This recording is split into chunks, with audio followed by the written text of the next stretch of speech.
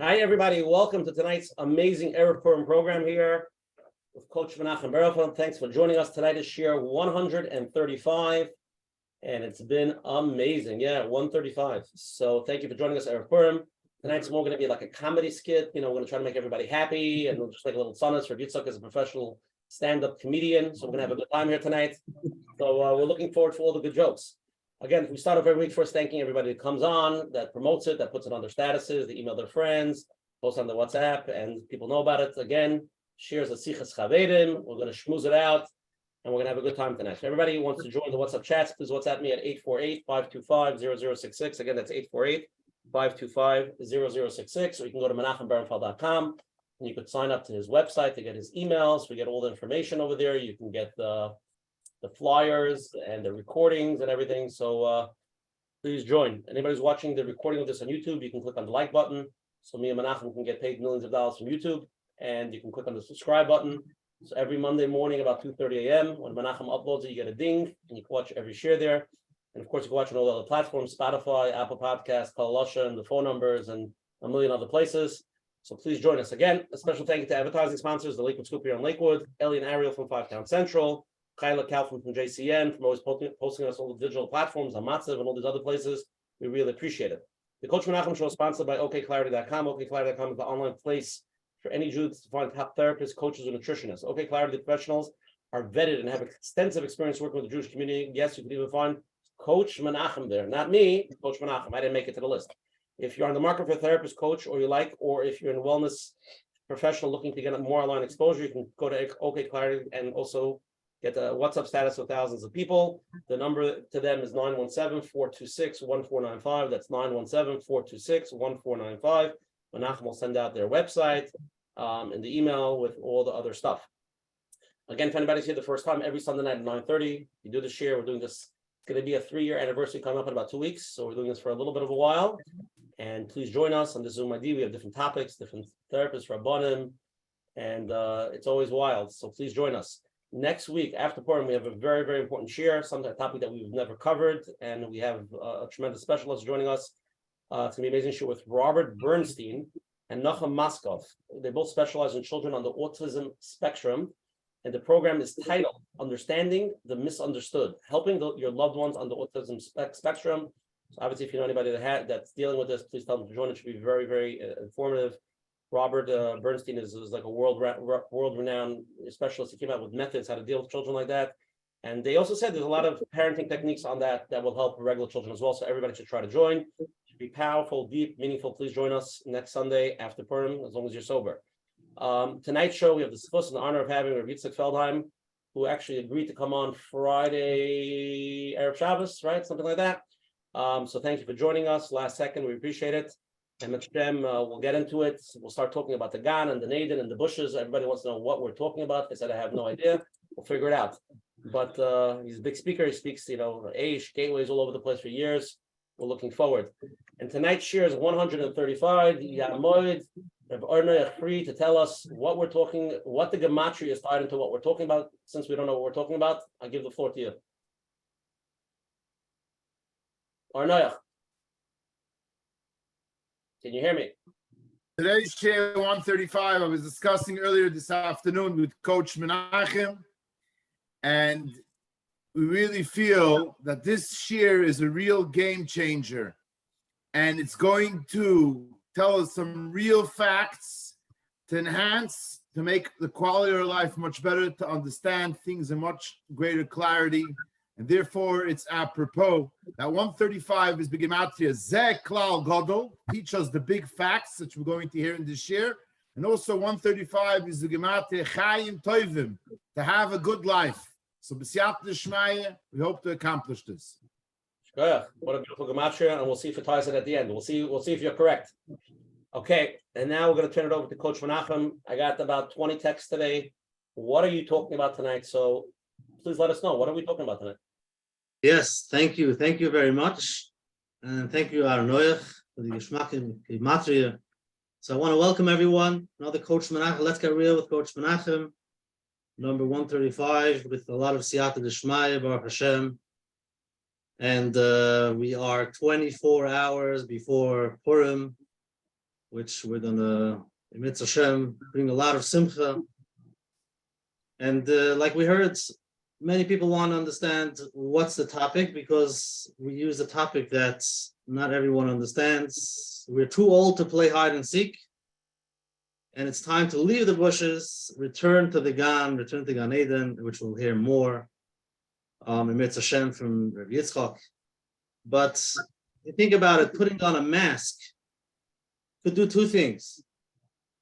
Number one, it could help you hide, or sometimes you could put on a mask so that the true self can come out. You might, the whole year might be hard for you, whatever reason it is, so you put something on your face, and now you can act yourself.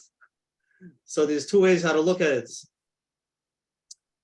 Tonight, the topic is going to be a lot of coming out of the bushes, coming out of hiding places, the things that we're running away from, being able to come to connect back into Torah, which we'll hear much more. But I do find many people, when you start off saying things about Torah, people have had whatever association that you've had, whatever reason, whether it was in school, the parents they went through, whether it was real trauma, or they just did not have good experience when they were younger. And now older, it's much easier to let go and not be, the Torah, they do a little bit davening, a little bit of learning, but not so much connected, not so much part of it. And it could be coming from the way they look at it, the way they picked it up when they were younger. And they feel that it's much easier whether they go to therapy to help them out, or after therapy go for help to gain back a little bit more clarity of Torah. But it is aware, it's very important to become aware of, why do I feel the way I feel? Where do I pick it up?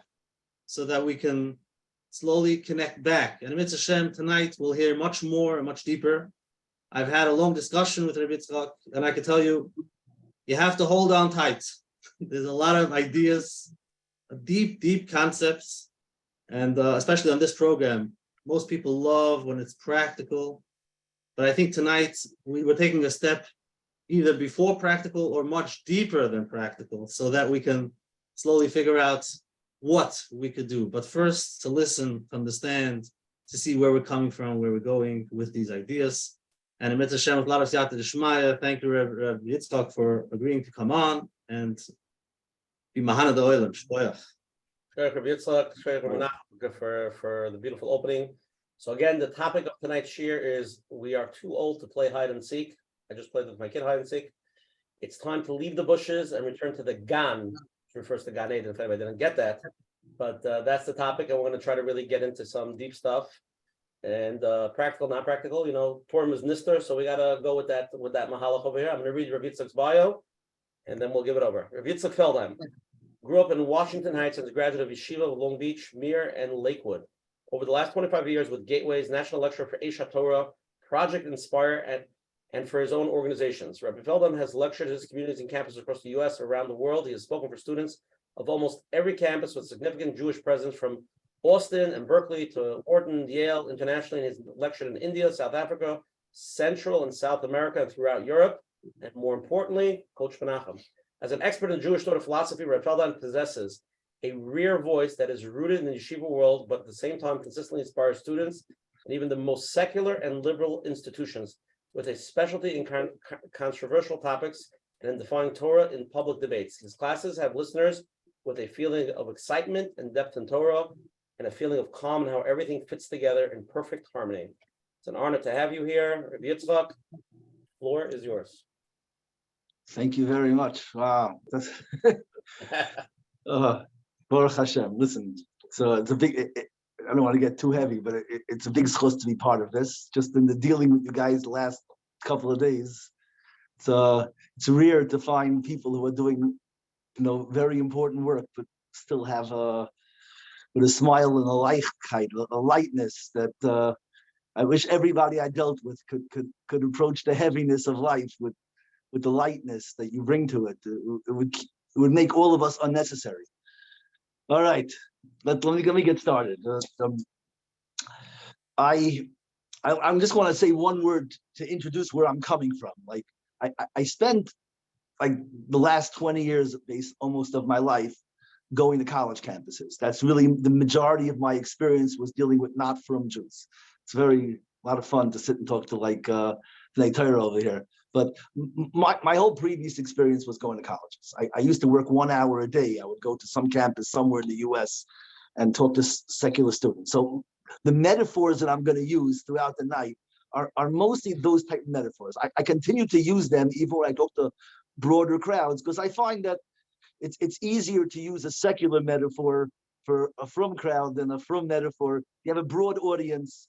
So if anyone's too yeshivish, like there's no such thing as too yeshivish, but don't be insulted by I'm not talking down to you. I'm using the metaphors that I feel are the broadest appeal and the broadest understanding.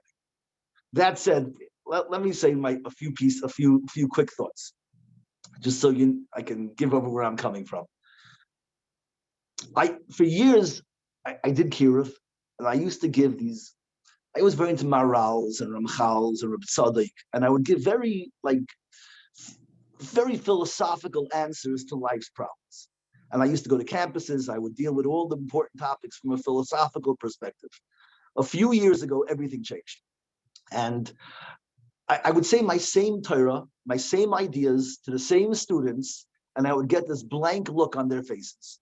And they would explain it to me in different ways, but basically this is the gist of what they would say. They would say, like, Rabbi, what are you doing?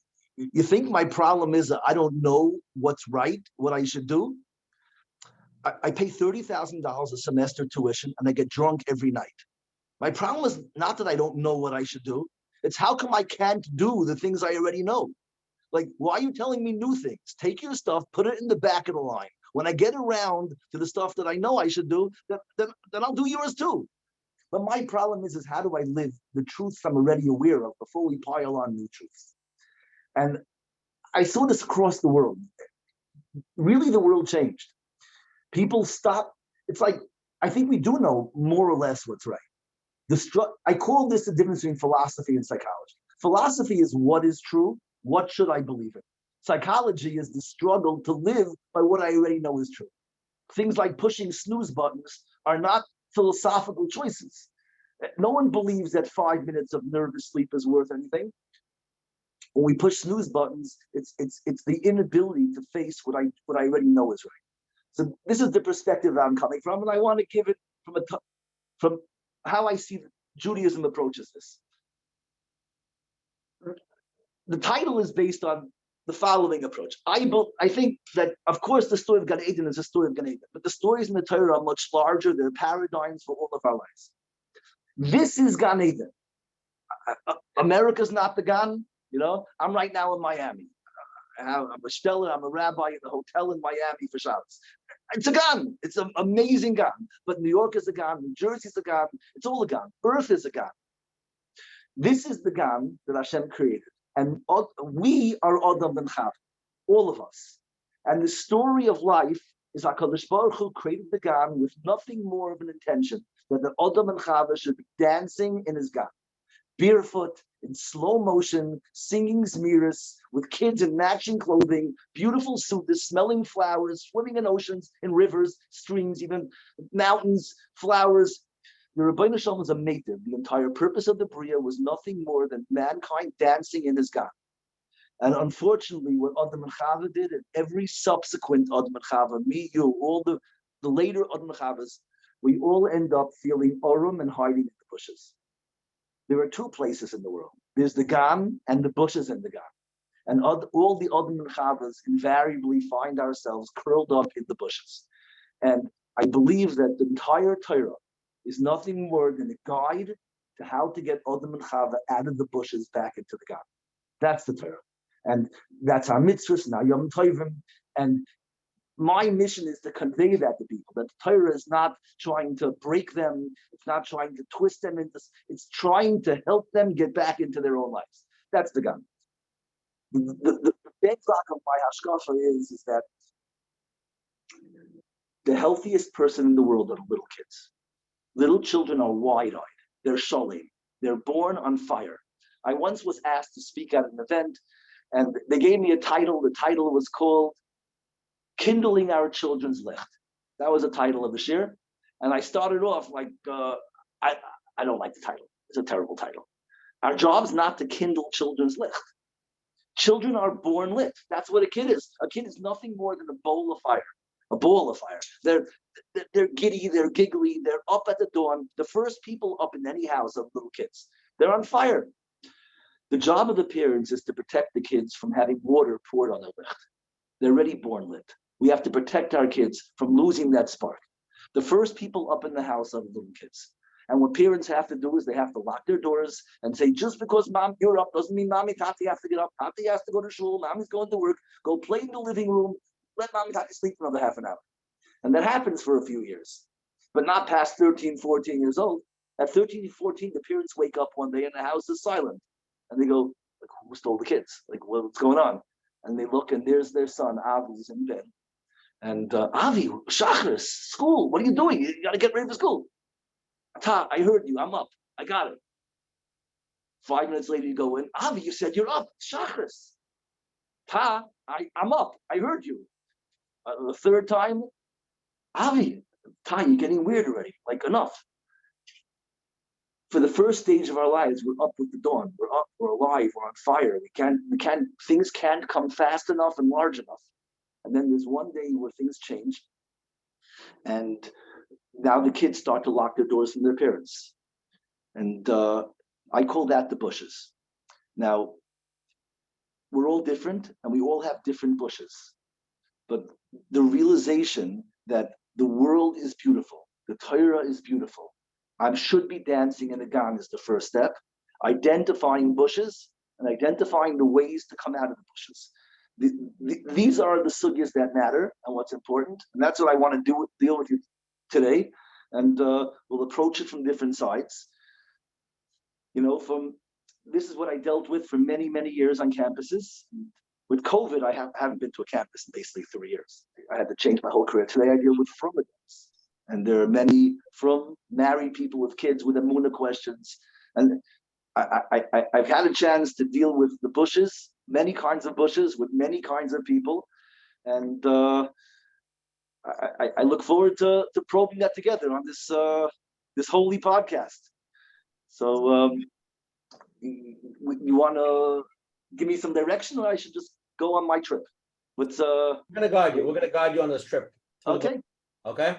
Go ahead. Take a little poll. We have some questions. Anybody wants to ask a question, please ask. What we're trying to clarify is how to really tap into Yiddishkeit and really, with the difficulties that we have. So let's take a poll and everybody will answer it. Okay, here we go. It's a 3-question poll. 1 second. Here we go. 3 questions, answer it however you like. It's anonymous. First question, what actions from your child concerns you the most? If you had 3 options. Number 1, distracting himself from Yiddishkeit and acting like a chiller. Number 2, rolling their eyes at Yiddishkeit and acts like a snob. Option 3, spending the day complaining that Yiddishkeit doesn't work for them, and they keep on complaining. Except I can't see the rest; it's too long. Kvetching. They keep on complaining and kvetching. That's the first question. What from these 3 things, when you see these things in your children, whether they're chiller, snob, or they're constantly kvetching, concerns you the most from those 3 options? Second question. Where do your primary expectations for yourself in life come from? Like, where do you get your expectations from? My personal goals and aspirations, first option. Second answer, social or cultural expectations and norms. I learned like where society is. Or option 3, family, friends, rabbis, or other significant individuals in my life. Third question, which of the following would you prefer if you were a bike rider? Okay, this is a real hypothetical question. I'm not a bike rider. But if you were a bike rider, work hard, sweating, and experiencing pain to climb up the hill and then effortlessly flying down the hill. Or option 2, simply riding straight without having to work too hard. Yitzchok, you see the polls? I'm with you. Gewaldic. Okay. You're getting me all excited. I want to start adding some stuff over here. How long do you sit with the poll? When do I get to talk? Okay, let everybody answer, and then we're going to share the answers, and then you could give your 2 cents. Beautiful, Okay. beautiful. Nice stuff. Very nice. Very nice. Okay, so again, I'll read it quickly 3 questions. I can click on it. Nice. Okay. What actions from your child's concern you the most? Chiller, snob, or being kvetchy? That's the first question. The second question, where do you get your primary expectations from in your life? Is it personal goals and aspirations, societal norms, or family, friends, rabbis? Or number 3, what are the following, if you were a biker, which method do you prefer? Working hard, getting up the top of the hill and then relaxing effortlessly down? Or option 2, simply riding straight without having to work so hard? Okay, 3 more seconds.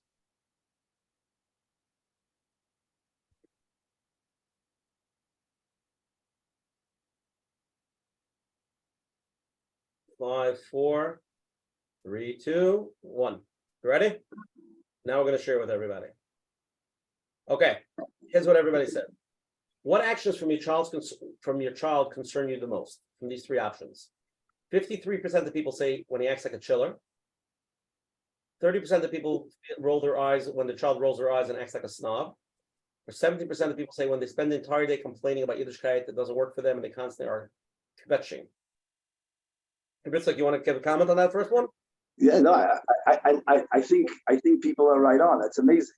You know, it's you want to do it one at a time, or you want to do all 3 first? Whatever you want, whatever your call, your show, your call.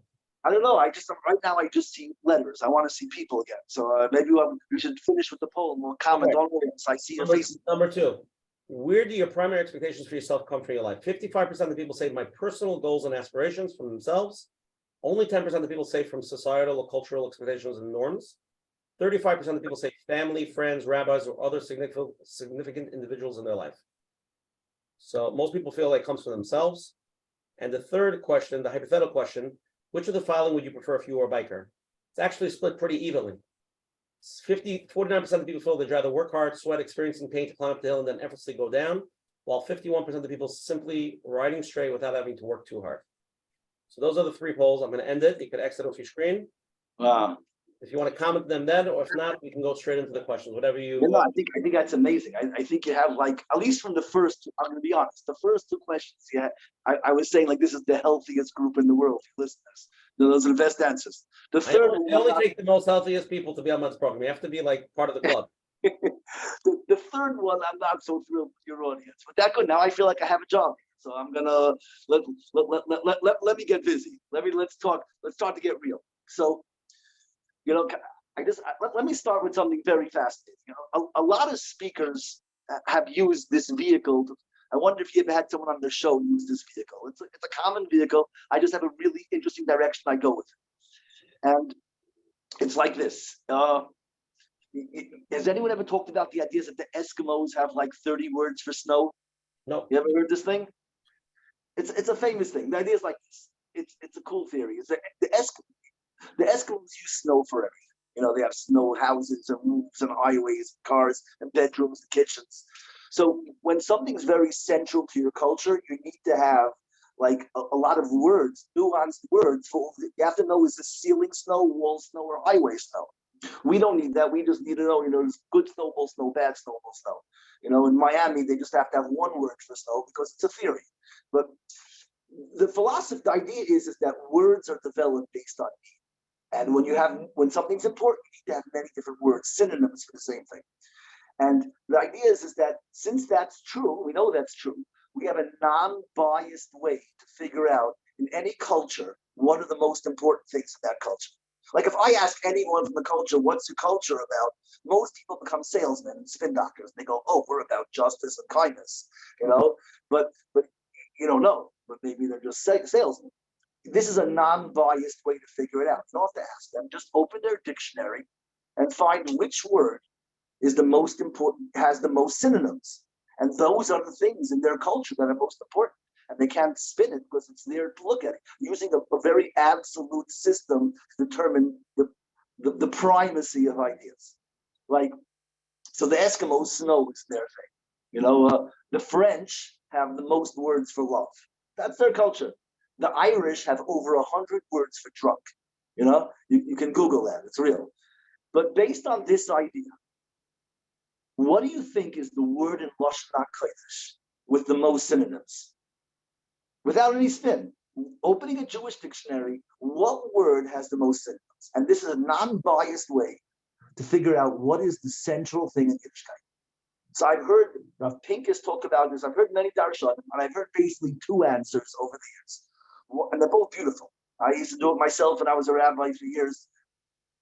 I always said simcha, gila, rina, ditza, sasling, the simcha. For Adar, that would be a beautiful answer. There's 10 words for simcha, and the most important, Judaism is about joy. That would be a nice answer. Another answer is tefillah. There are many words for tefillah. Tza'aka, right? V'aschamna l'Hashem. There are many words for tefillah. So both of those are nice answers. But over the year, I was preparing a different shir. I was giving a shir actually on Breslov. It was called Narishkeit or Necessity. Does the mainstream firm world need Breslov? The answer is yes, just in case you're wondering. But in researching that shir, I found another word Lashon HaKodesh with more than 10. There's 10 words for simcha, 10 words for tefillah. I found the word with over 25 synonyms, which is unheard of. That's 2.5 times more words in second and third place. Doesn't happen like that anywhere in the world. In any race, first place, second place, third place, are usually pretty close.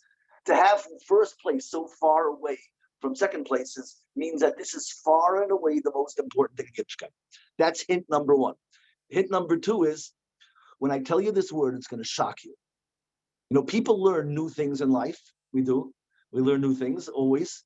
But very rarely do you learn something as an adult that's 180 degrees the opposite of everything you thought before. What I'm going to tell you is the most important, holiest thing in Yiddishkeit is literally the opposite of what you think it is. Right now, most people think this is the most evil thing in Yiddishkeit. And I'm using a non-biased way of showing that it's the holiest thing. This is not spin. This happens to be the thing in Lashon HaKodesh with the most synonyms. Okay? That's my hint. Drum roll. What's the answer? What's the word? Taiva. There are 25 words for desire in Yiddishkeit. Chemda, cheshek, chuka, rotzain, kivui, nichsefa, kolsa, tzamulcha nafshi, kamlecha besari, akasha alti, oisa avakish, kayol taroy galafike moyim, yachel el Hashem, mavoye levav, chaloisi v'liya yishia, chuka. I don't know what I said. Chemda, cheshek, I'm not keeping track. There's at least, then there's esroi, meragig. There's at least 25 words for desire in Lashon HaKodesh. Desire is the holiest thing in the world. If the purpose of life is to dance in the GAN, then you know what the Yetzer Tov is? The Yetzer Tov is desire. The best thing, the holiest thing in a person is desire. Now people think that, what do you mean? Okay, that's nice, but there's bad desires. You can't say no. I'm saying that there's no such thing as bad desires. Desire, I'm going to back it up. I'm going to answer, but I'm sure it's bothering you. It should be bothering you. These things are only fun if I get bothered, and then we get to make peace. So I'm making a radical claim that all desire is holy. Not just holy, it's the holiest thing. The Yetzer Tov of a person is desire. In Yiddishkeit, we have 25 words. That means the most nuanced thing. If you're a mumcha, you could identify 25 different desires. There are words that you can't even explain without using your hands. How do you say nichsefa, kolsa? I'm erasing myself from longing. You can't say that with your hands tied behind your back. You need kolsa, nichsefa. It's whatever. This is Yiddishkeit, desire. The Yetzer Hara is the opposite. The Yetzer Hara is the voice in your ears that says, who are you fooling? Stop it. Nothing comes true. It's not going to happen for you. The voice of desire is the voice of the young kids. The young kids are full of fire and longing and yearning. They lie in their backyards and they stare at the stars and they plan out their lives. Our dreams are our Yetzer Tov. And as we get older, the Yetzer Tov starts to be challenged by the other voice. The voice that says, who are you fooling? It'll never happen. Now, what do I mean by saying that there's no such thing as a bad taiva? I don't understand how the word taiva got to be used for the Yetzer Hara. Let me explain.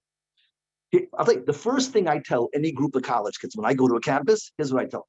Because they don't want to see me. They're there because someone's serving them pizza, So they're in the room. So I go straight for the elephant in the room. I say, you guys all think that I'm here to tell you not to go to clubs. That's why I'm here. So I want to be very honest with you. That's exactly why I'm here. I'm telling you, don't go to clubs. Exactly. But I do have something unique to share with you, is that you have no idea why I was telling you don't go to clubs. You think the reason I'm telling you don't go to clubs is because why? How would they explain it? Why would a rabbi, why did they know I'm coming? Like, what do they think my message is? They think my message is it's too much desire and hedonism, taiva, like be more spiritual than physical. Be more about your soul than your body. The world to come, not this world. Why are you so into partying? Be important things, be deep and more holy, and don't be so wrapped up in partying. Be more involved in holiness. Holy is better than happy.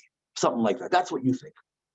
That's what they think. I said that's the biggest lie in the world. I am here to tell you don't go to clubs. But all the Torah wants is you to be happy. There's no other agenda. There's no other program in Yiddishkeit than your simcha.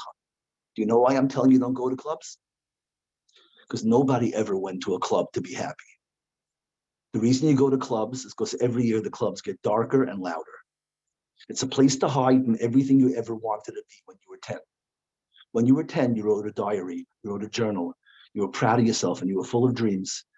And then things happen, and everybody has things happen, and you don't believe that all those things will happen anymore.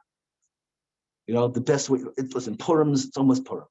You can go around Lakewood or any Jewish community. There's only one available costume for any girl under 8 years old. Every single girl in every Jewish community, it's a princess, or maybe a kala, but it's the same costume. And every boy, at least when I was growing up, what was the boy? The boy's also a little less limited. It was something with a gun, a sword, or a cape. The world is, at 8 years old, the world's very simple. It's a world of princesses and heroes. You know, today it's like a little more refined. Today it's Hatzalah guys, you know, first responders, Shoimrim, Chaverim. You travel with a jack, you know, like instead of a gun. But it's the same idea. And by the way, it's not just in from communities.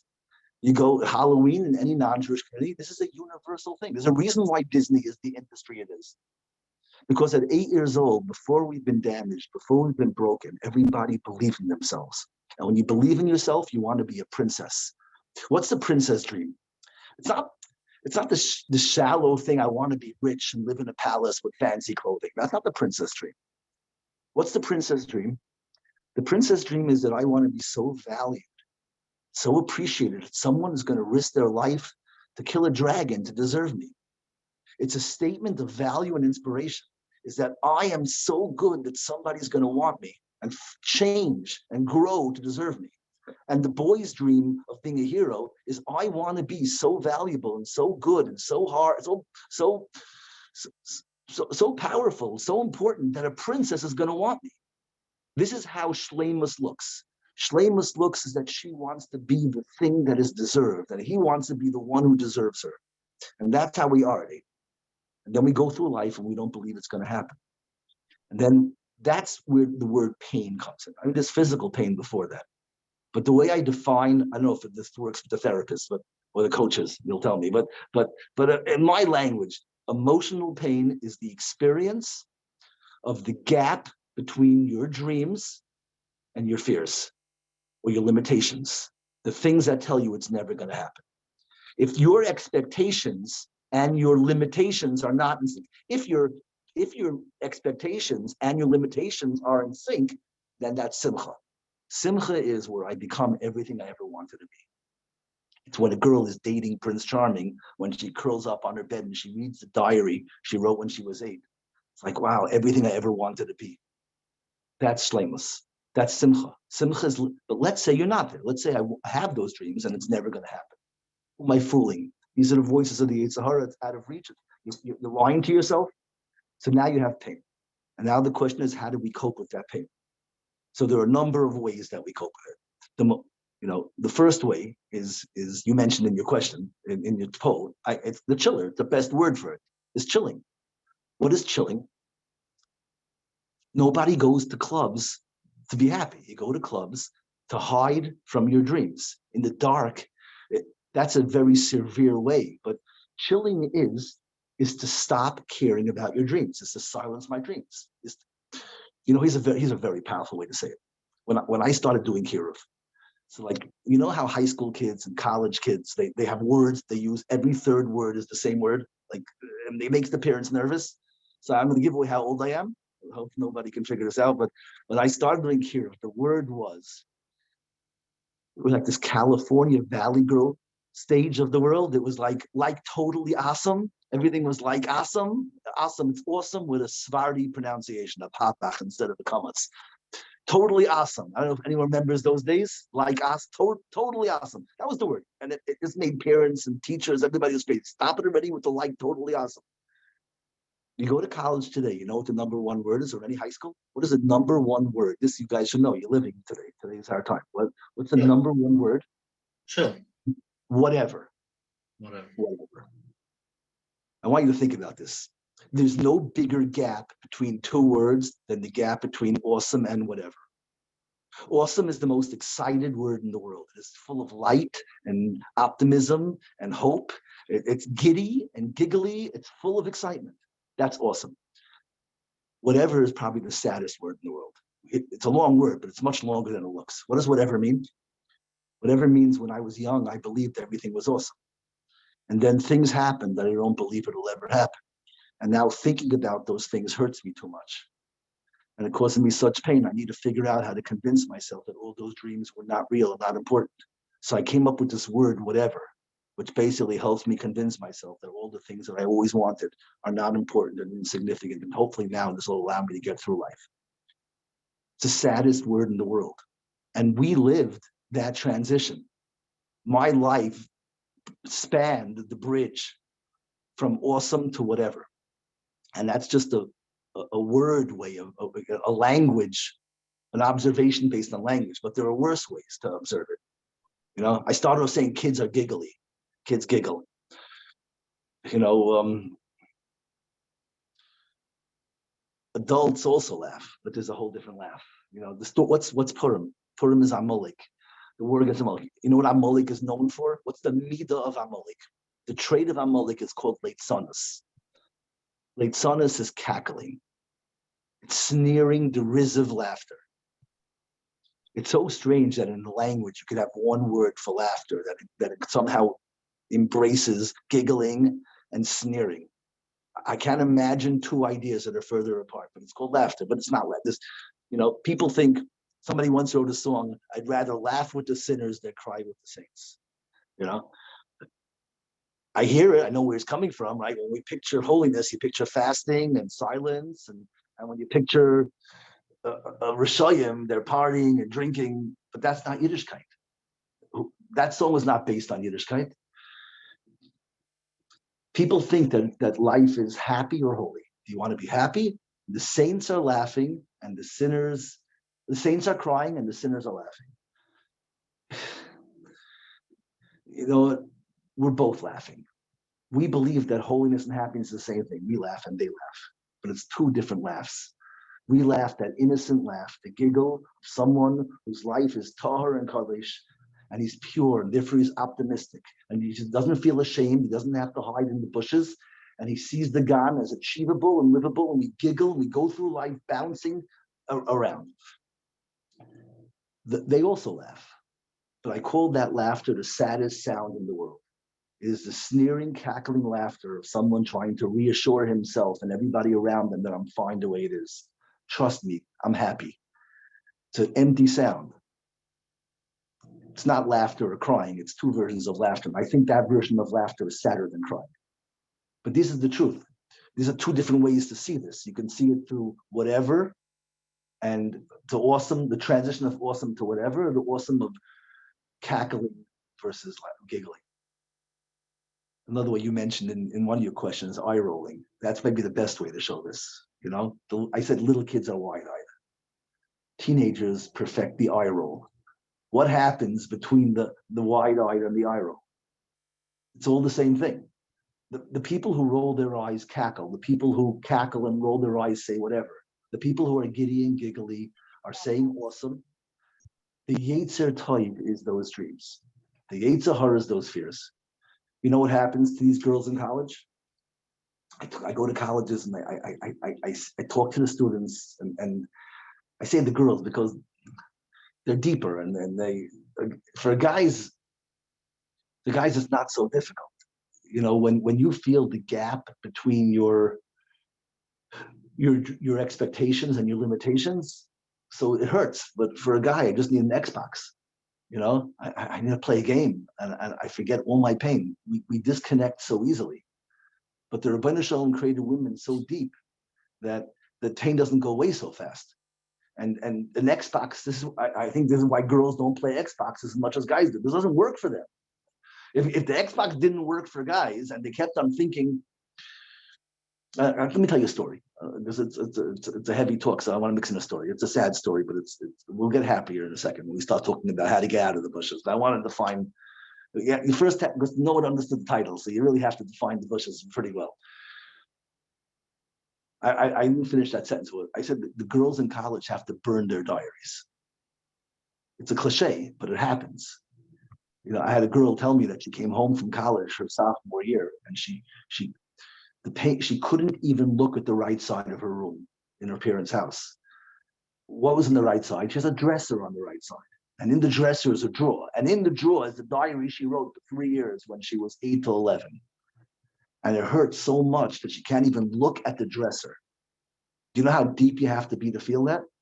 That's like the holiest person in the world. They should not be. They didn't grow up in a system that allowed them to preserve their dreams. But they have to feel this. People burn their diaries. And that's extreme. But let me give you a front version of that, because I had this story, and and then I'll try and get more positive. But I had a kid. I went to a town once for a Shabbaton. When I go to Shabbatons, I'm like the rabbi. So instead of putting me in the Gvir's house, they always think they're going to put you in the Rebbe's house because you're the rabbi. So I don't get like the big fancy room and they always put me in the Rebbe's house. So I'm always like, when you stay in the Rebbe's house, they don't have a guest room. There's always a kid who's sleeping on Mom and Tati's floor because the rabbi is using his room. So I'm always exiling some kids from their room. So I'm sitting there in one town for Shabbos. I went to speak. They were having a college Shabbaton in the town. They put me up in this guy's house. And I went Shabbos afternoon and had like an extra hour to take a nap. I go to take a nap, and I'm looking at the wall next to my bed. And I don't know. I don't think I'm OCD, but this Shabbos I was OCD. On the wall, he had these like little papers on the wall, like different kind of like pastel colors. There was a yellow paper that said, Moshe David with Kavanah. And then there was a green paper that said he learned with Hasmada. And then there was a blue paper, he asked the bomb kasha. There were different color papers for different achievements. And on his wall, he had like 37 papers, like 18 blue ones and 14 green ones and the yellow ones. He davened, he learned, he showed up on time, he put in extra credit, he did chesed, all different colors. So like, I'm a Yeki. I grew up in Washington, so it was like, maybe it's not OCD, it's just Yekish, but I was looking at it, it bothered me that the wall wasn't symmetrical. And I'm saying, like, I see, like, he got it over these weeks. I'm like planning out in 4 more weeks. If he learns really well one week and davens well the next week, then he can add this corner. And then by Pesach, he can square it off and get a perfectly good rectangle on the wall. I was trying to figure out how we can organize all his papers that his wall is going to be like perfectly neat. Now, right now, it wasn't symmetrical. The colors were imbalanced. So I was planning out this kid, I've met this kid in the wilderness. I'm planning out his entire life, how much he's going to learn, daven, ask questions, do chesed. And that, I went home after Shabbos. I didn't get much of a sleep that Shabbos. I went home. 3 years later, I'm coming back for Shabbos. I pull up into the same community, and I come to a house, and I'm staying in a house, and I recognize the house from outside. I said, wow, I think this is the same house I stayed in last time. And it hit me, wow. I think this is Moshe's house. I wonder if they're going to give me Moshe's room again. And I'm going to be able to see if he finished it off. Like, I was all excited, hoping I'm going to get Moshe's room. I go in. That's right. I'm late. It's almost Lichbench. It's after Lichbench. The father's already in the driveway saying, "Rabbi, you want me to wait for you? You know how to go to shul from last time?" Or I said, "Wait for me. I'm just going to drop my stuff in the room and I'll come right downstairs." So I went upstairs. I took my little carry-on. I put it into the room, and I look at the wall to see how he did. And there's not a sticker or paper on the wall. My heart fell into my stomach. I go down the stairs, and I knew exactly what I was going to see as I'm leaving. On the right side of the door is a living room. And as you come down the stairs, the living room on the right, I see on the couch is a boy with a hoodie and like earphones, running out to the car with the father. And I couldn't talk for 10 minutes. I had this lump in my throat. That Tzaddik Moshe, who had his whole life planned out. What has to happen to someone to take all of his pride, his stickers, those papers off the wall? Everyone was so important to a stranger. But how must he have felt about it? Yeah, so boys also burn their diaries. You don't write diaries, but we put papers on the wall. And if you grew up in a more secular house and you were in Little League, how many people take their trophies off the mantle and put them in the attic? How could you put away a trophy? Because what happens is we start off as dreamers with the Yetzer Tov full of dreams, and then the Yetzer Hara kicks in and starts to convince us that it'll never happen. And when we believe it'll never happen, the pain becomes overwhelming. And we have to deny and hide from all those dreams. Now, it's not always so dramatic as this, but the story of Purim, I'm going to mix in a Purim thing, is the whole entire story is this. Haman is the richest guy in the world. He has 10 kids. He has power and authority and cover, everything in the world. He says it's all worthless as long as Mordechai doesn't bow. Can you wrap your head around that? How could that be? How could it all be worthless as long as Mordechai doesn't bow? Because this is his bushes. Haman also once wanted to have mitzvah things on his wall. He was also an 8-year-old giddy, giggly boy. He didn't need to be posting Lamborghinis on Instagram and showing off the food he's eating and the girls he's dating and the clothing he's wearing and getting everyone to bow to him. These are the things you do. This is a common hiding place. It's a thing you do when you stop believing in your dreams and the way you hide from your truth. And what happens is when one guy doesn't buy it, that's your diary. See, the diary is like the mirror. It's a snapshot of what you once believed. So there are many, many mirrors, not just diaries. The greatest mirror, a moving diary, the diary that follows you, is the people on the street who are walking, holding their kids' hands, people walking down to a chuppah. I always say, you know why we have the chuppah open to all 4 directions? We're a very private people. Everything's in tznius, everything is private. The most vulnerable moment of a person's life by the chuppah. This is the moment, the most private, intimate moment. That's the time we get rid of all walls and we turn them around to face the crowd and let 1,000 people stare them in their face while they're davening and crying. Like, how does that fit with the rest of our Yiddishkeit? You know, it's because people are hiding, and you need to see 2 people who stopped hiding and took a risk and jumped in. And we're hoping that their fire will rub off on other people.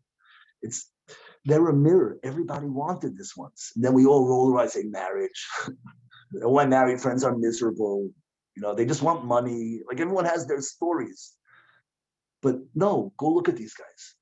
Sometimes mirrors are good. They're always good, but they're hurtful. Haman's mirror was Mordechai. The girl's mirror is her diary. My boy in that town, his mirror was those papers on the wall. When he felt he couldn't be that anymore, he can't look at those things because they remind him what he wants. We play a game. What we have to do is I call it the "you're the man" game. You know, here's how I say it. Like, I was in camp, and they used to make us all call our parents every Erev Shabbos. You know, so it was 2 payphones in camp, and so you'd think that that's like ours, but it's a boys' camp, so the line went very fast. You know, here's every conversation is the same thing. You can imagine what was being said. You see the kid on the phone. Hi, Ma. What happens next? Nothing much. Nothing special. No, nothing new. You know, there's basically 4 available responses that every boy says to every question. I don't know what they were on the other end of the phone. They're all 4. There's only 4 responses. They're all 2 letters, 2 words long, and one of the words is always the same. Nothing much, nothing special, nothing new, nothing really. Now, how does that make sense? You know, we love our parents. They love us. Why does every conversation go like that? So I think this is what goes on. I think that when I was 8 years old, I wanted to be a hero. I was jumping off the couch with a towel tied around my neck. I was going to save the world. And then stuff happens and you don't believe you're going to be a hero. Now it hurts. So you have to find all new friends who don't know you when you had those dreams. Your new friends think you're the greatest guy in the world as you are. You have a whole new dreams. They go, wow, nobody can drink as much as you do. Like, you are the craziest driver. You're like, new dreams. And they say, you're the man. And I go, no, you're the man. They go, no, you're the man. And they go, and then we say, you know what? We are the men. It's a social contract. I don't call you out. You don't call me out. We'll both affirm each other. And this way, we don't have to think about who we wanted to be. And it's a game. But that game robs us of the mirror that allows us to become great. And then, but we develop this and we build a little bubble of that, that affirms my new herohood without any reminders of my truths. I have my hiding place. That's my bushes. My bushes is you're the man. And then my parents call. My parents say, what's new? You know what the translation of that is? Translation is, so how much closer are you to all those things you wanted to be when you were 8?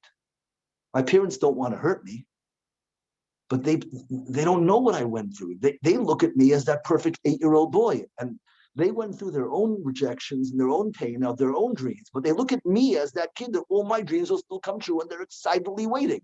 And they don't know how much that hurts me, because I just found a whole new way to escape those dreams. I burned my diary. I escaped my dreams, and they cut right through it. And that's how we say nothing much, nothing special. How the Yankees doing, whatever it is, however we change the topic. Everybody has their thing. There are many, many ways to hide. And we find them all. So here's the most common hiding place. So I call this mirrors. I do this share called mirrors.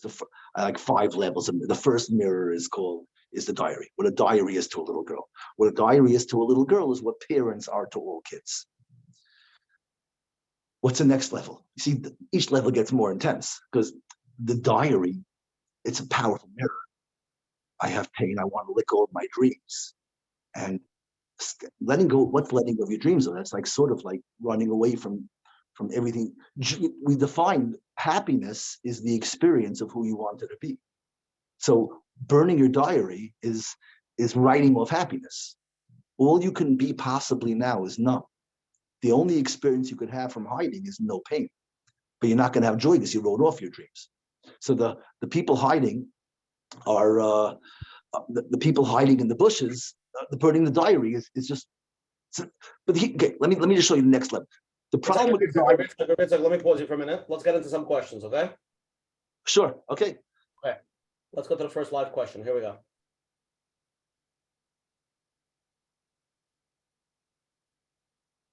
You're up. Hi, Rabbi Feldheim. Thank you for taking my question. So this is more of like I've been in both stages, so the question applies to both. I've been in this stage of life where I overexerted myself to change and really pushed, and sometimes even got the change, whether it was to wake up early, and I really pushed, and also in the stage of life where chill, calm, whatever.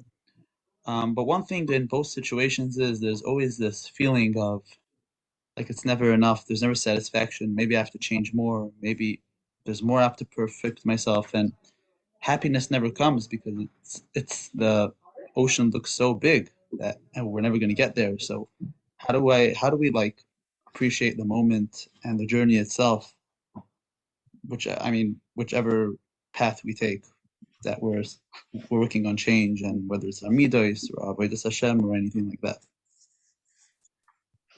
Okay, so it's okay. It's a loaded question. It's huge. It's like it's really where a shir like this has to go. So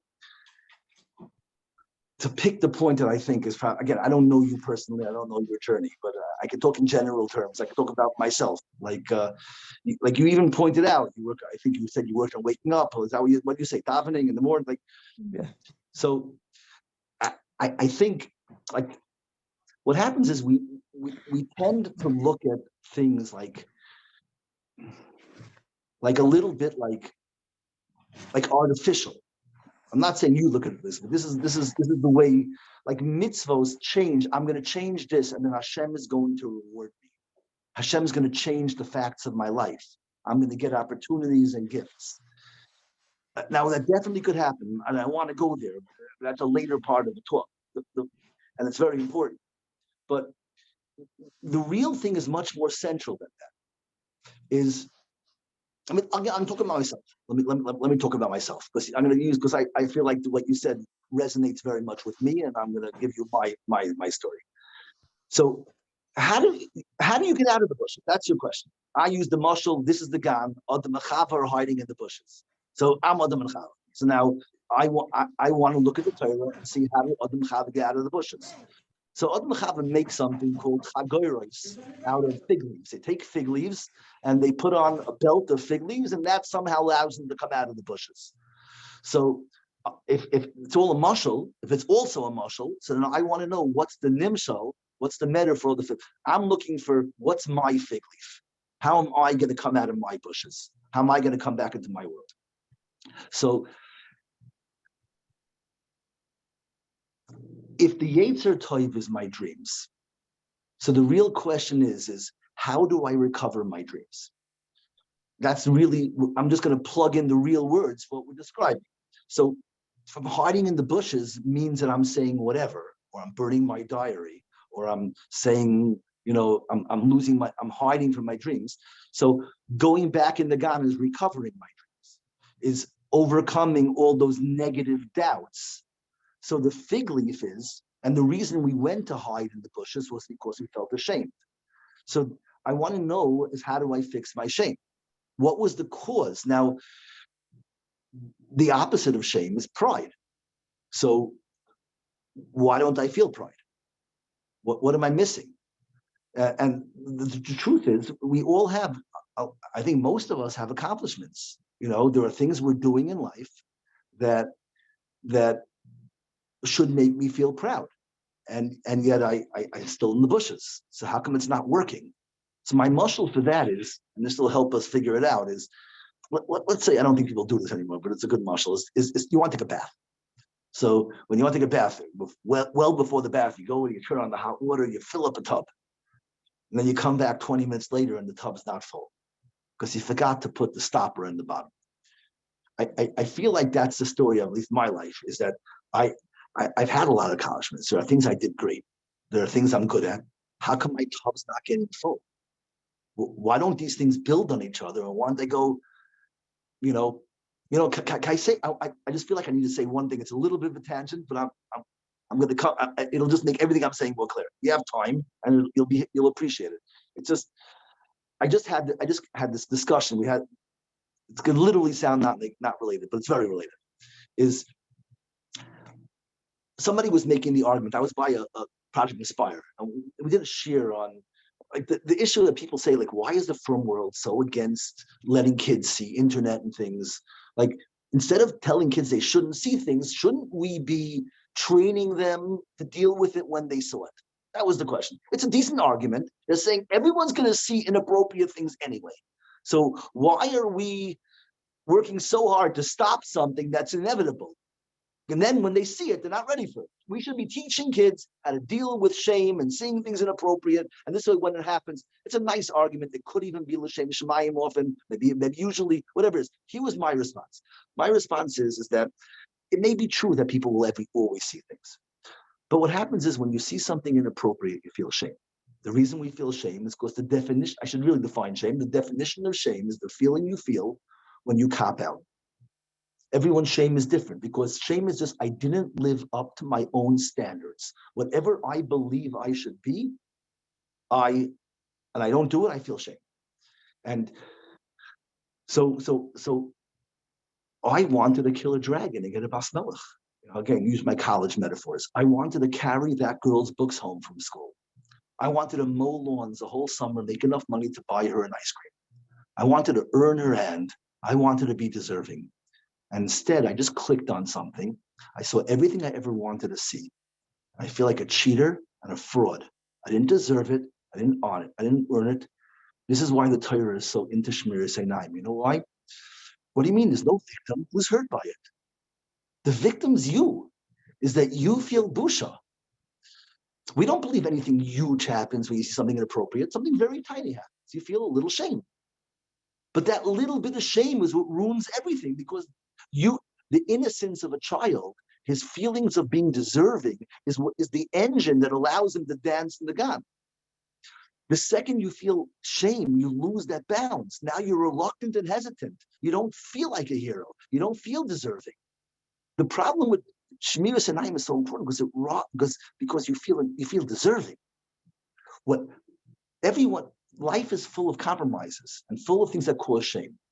But the first shame for most people, the introduction to shame, is Shmiras Einayim. We don't cheat on your taxes till you're older. You don't cheat on tests. You don't cut the line. But the first thing, you see something inappropriate and you feel guilty because that's not the way you wanted to get there.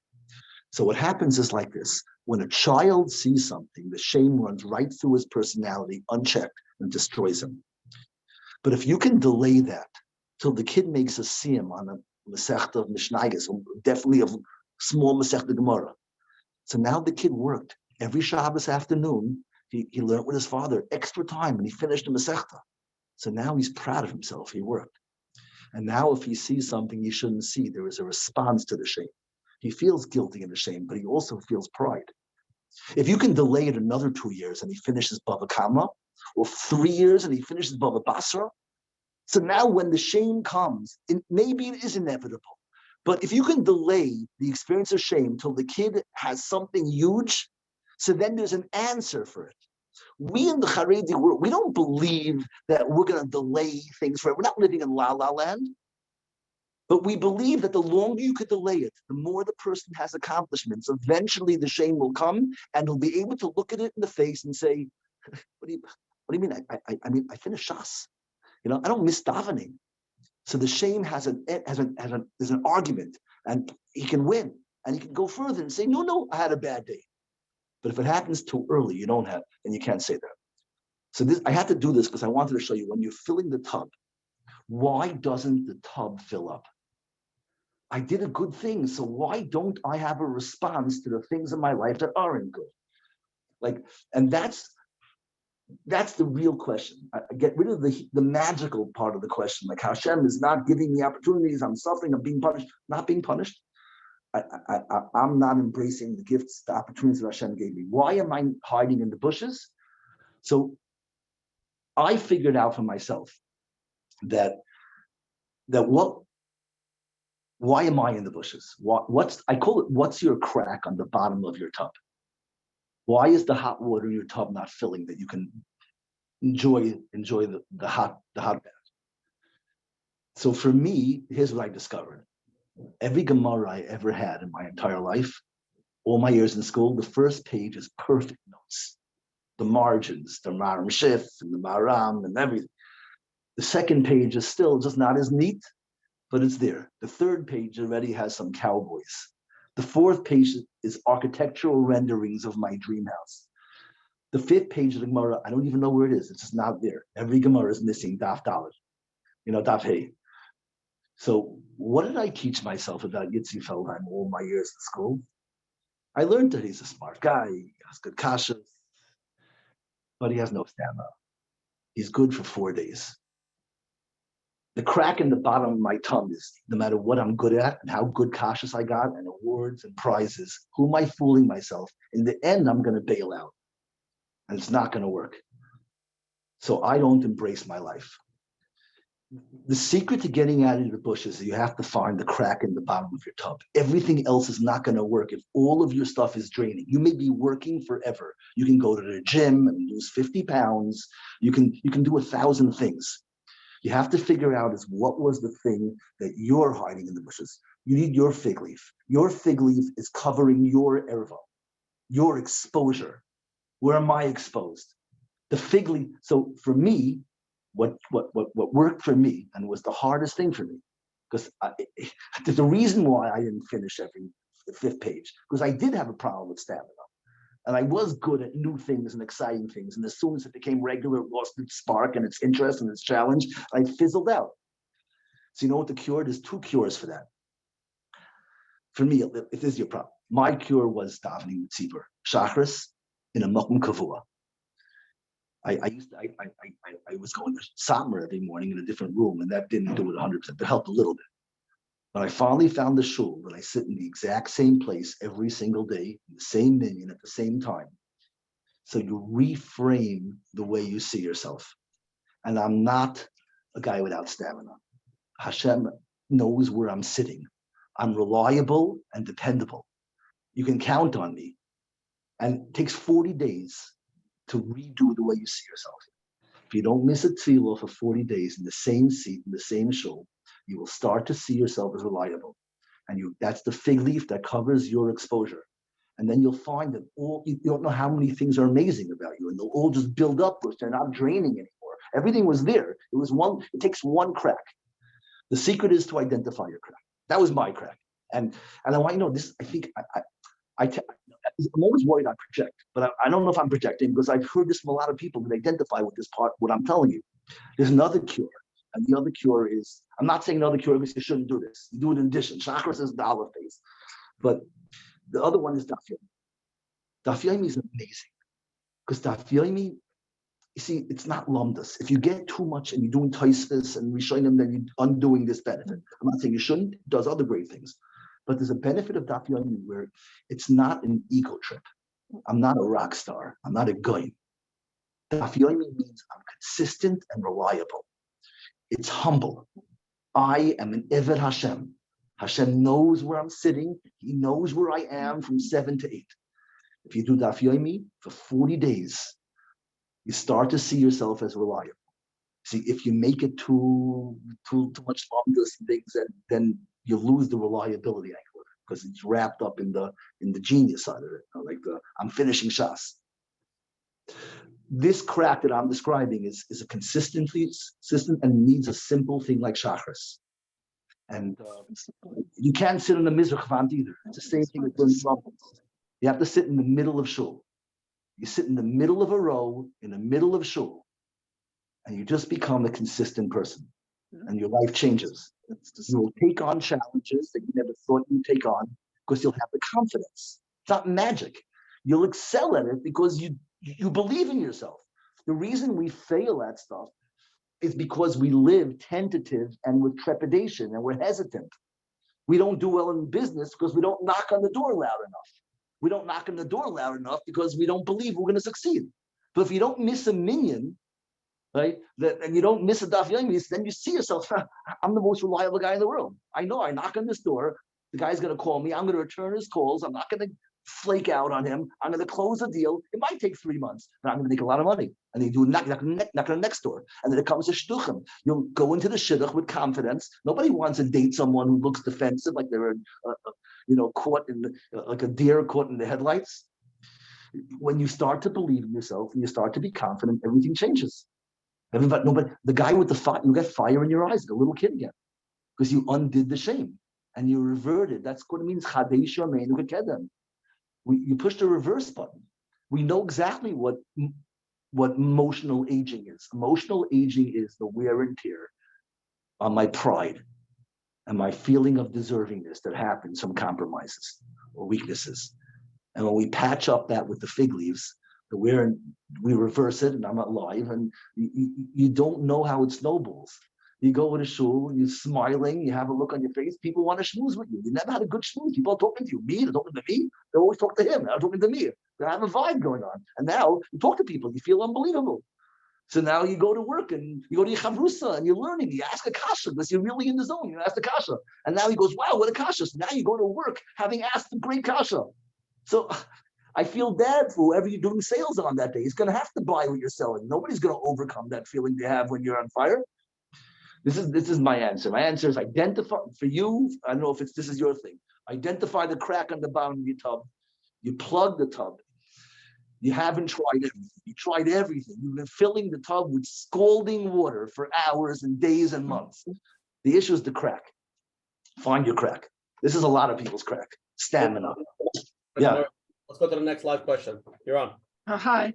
I just want to say, maybe I'm feeling in a poorer mode, but I had a laugh when you said that people had burned their diaries. I literally got rid of mine. I kept a journal for like 13 years. I looked back, the writing was just so cringe. I think because that certain attitude. So I guess would you say that maybe there's a certain growth. I mean, the one hand, I think, is there maybe something wrong? Just accepting the reality of certain things. I'm not going to be the queen fairy princess, but it's not so much of a serenity in my life, but I have tried to express gratitude over certain things, but there's still, I mean, is it incompatible with a certain, there's still a certain dissatisfaction? Are they contradictory things in a way? Like, and you can be grateful for whatever you've done or overcome, but you still feel like it's not enough, or like, I mean, I don't know, just chasing after, excuse me, chasing after happiness is really the solution. I don't know if that's an end in itself exactly, is it? Or is it just maybe accepting reality, your responsibility, like you were saying, even just going to shul every minyan every day for a man, of course. But I mean, do you think? I mean, do you think it's normal to still feel dissatisfied? Or maybe is that part of growth that we always just want to do new things? Okay, so listen, this is I'm doing something risky because you sound very intelligent and articulate. So I probably should be much more gentle, but you're brave. You shared this. I want to say something that doesn't. What I'm saying does not necessarily have to be true for you, but what I think you're saying, a lot of people need a response to it. The word you used when you that reading your diary was cringe. It really was. So cringe is a more articulate, well-spoken way of saying an eye roll. I think that's sad. I think your diary was magic. I think you do what I do, what everyone does, and this is a good opportunity for us to shine a light on it. Is that, and I wouldn't do this if I didn't get vibes of bravery from you. And I'm sorry if I'm touching something, but it's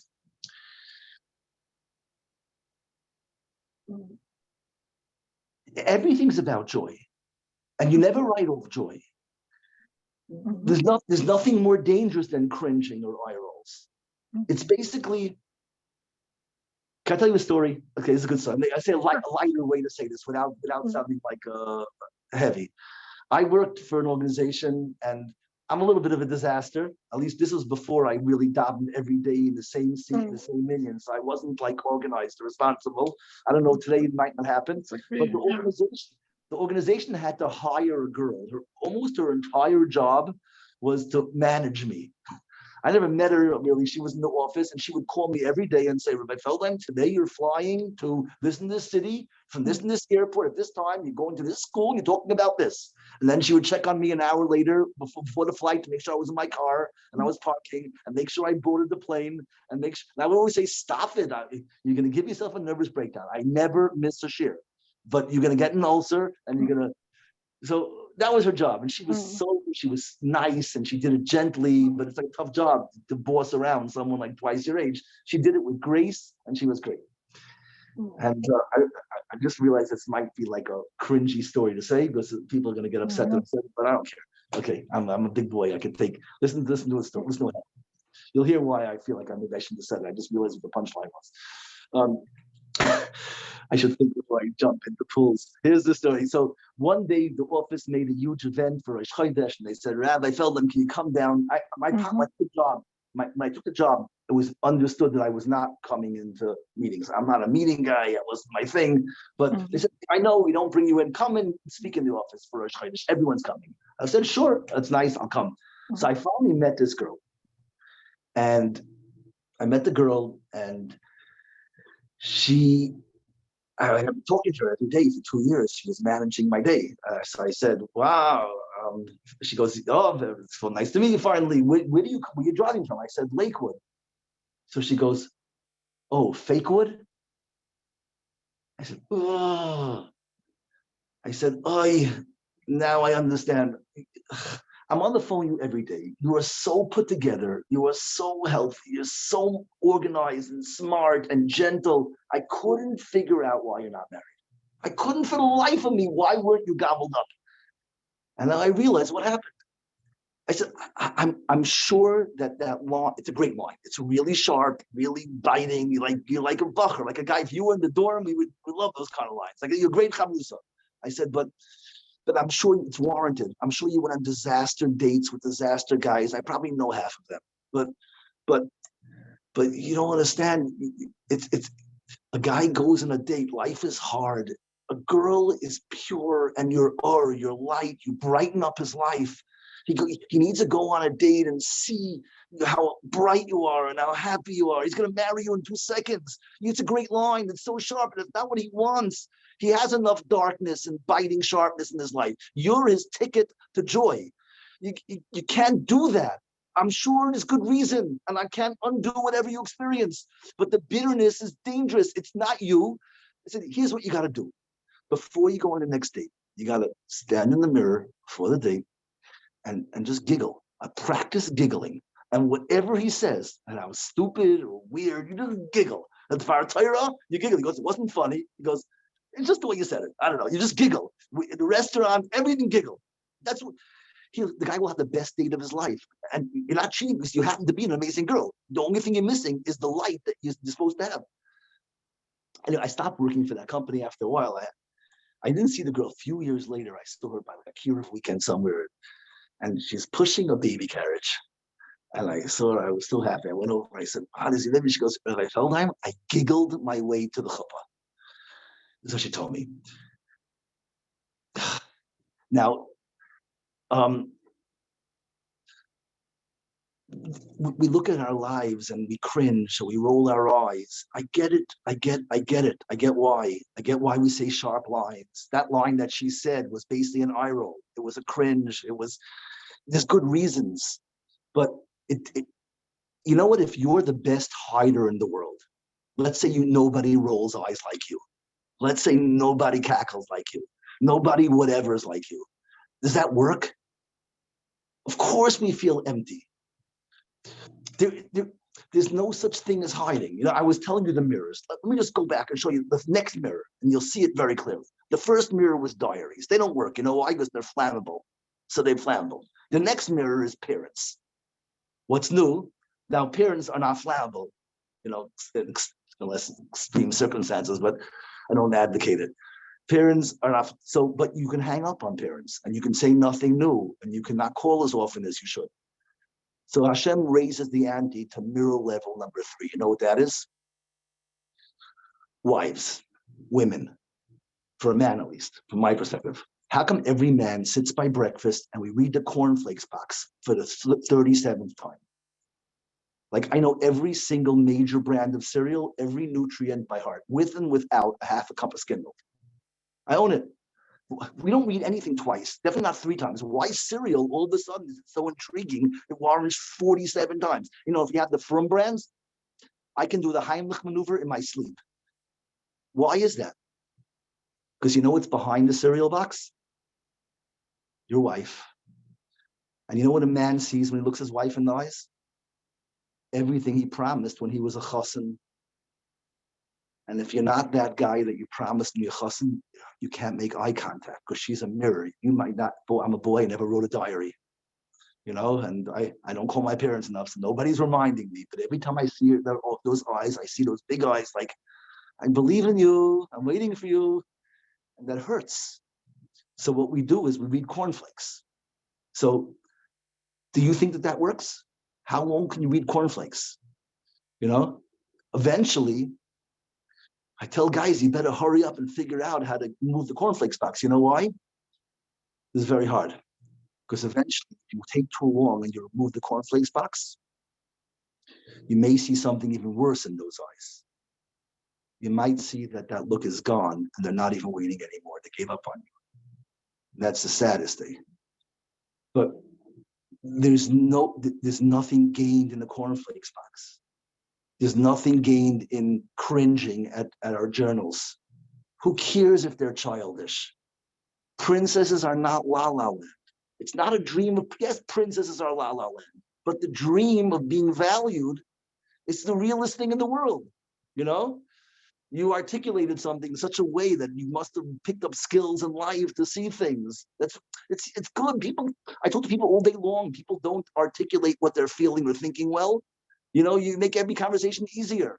That's inspiring. It's real. We all have things to be proud of.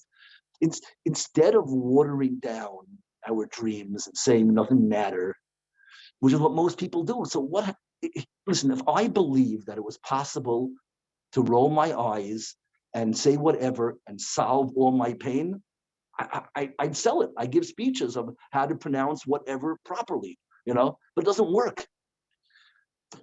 Every bar closes. Every drug wears off. The song stops. The friends who laugh with you fall asleep. And eventually you have to deal with the silence. And then we feel empty. So the idea that the world is teaching us to hide is so terrible because they're offering us an answer that doesn't work. If there was such a thing as surviving in the bushes, I would never give this year. But the bushes don't work. Every bar closes. So now what? And then you feel worse, another day, another year. Dig up your journal. Be proud of it. Go look what I wrote. I was so young, ahead of my time. Was that you're cringing? You were in 5th grade. What do you want? You were a thinker. You're deep. The world needs to hear your voice. And then you'll have joy. Your garden is waiting. There's a world waiting to sit in the shade of the trees that you plant. Maybe it's a book. Maybe it's maybe it's a poem. I don't know. I'm sure you could do both of those, but cringing at your dreams is that's what we're fighting in Purim. What the Purim story is against. If you had to articulate the meaning of Purim, what we know what Purim is. Amalek Mikra, randomness, Pur lottery. It's the same thing as whatever. Amalek's cure. Amalek's like. We like to demonize evil like it's the worst, like it's the inconceivable torturing of people. Where's Amalek coming from? Amalek is just the belief that life is painful and dreams don't always come true. So therefore, you know what? We have to teach the whole world that nothing matters. It's all random. And then people won't dream anymore and they won't get hurt. We call that evil. It is the opposite of Judaism. There are 2 cures for the pain of life. I have a dream and I'm not there. Cure number 1, dreams are foolish. Get the dreams, doesn't matter. It's la la land. It's all random. That's Amalek. And the Jew says, no, it's so important. It's just hard, but you have it. You can do it. I didn't even talk about that, but to find the skills, we have so many tools in our arsenal that allow us to find our strength. And these are the 2 cures. You're hiding in the bushes. One way is to make fun of the garden, say all the negative things and just say it doesn't matter. Doesn't matter is whatever. That's Amalek. And the Jews said, it matters. It does matter. It matters. I'm not there. You know what? The Hasidic Sfarim, they distinguish between this. It's a very important idea. There's a difference between, depending who you read, like in the Balatanya, he calls it a difference between atzvos and meriros, sadness and bitterness. And Rav Nachman calls it atzvos and leiv nishbar. Atzvos, sadness is bad. Meriros, bitterness is holy. What's the difference? Sadness is, I don't have this. It's just terrible. It's sad. It's living in your pain, living what you don't. If you're experiencing sadness, the danger of sadness is that it causes you to say whatever and to give up. Meriros is sadness, but a type of sadness that's not aligned with giving up. It's aligned with longing. I'm bitter means I'm craving this. I want it. Bitterness is the feeling that, I'll show you where you see it. Moshe comes tomorrow to the waters that are bitter, and the waters are bitter. So he wants to fix the problems of the bitter water. So he throws a tree in the water, and the waters become sweet miraculously. What's the story? So I think the story is like this. Can we define bitterness?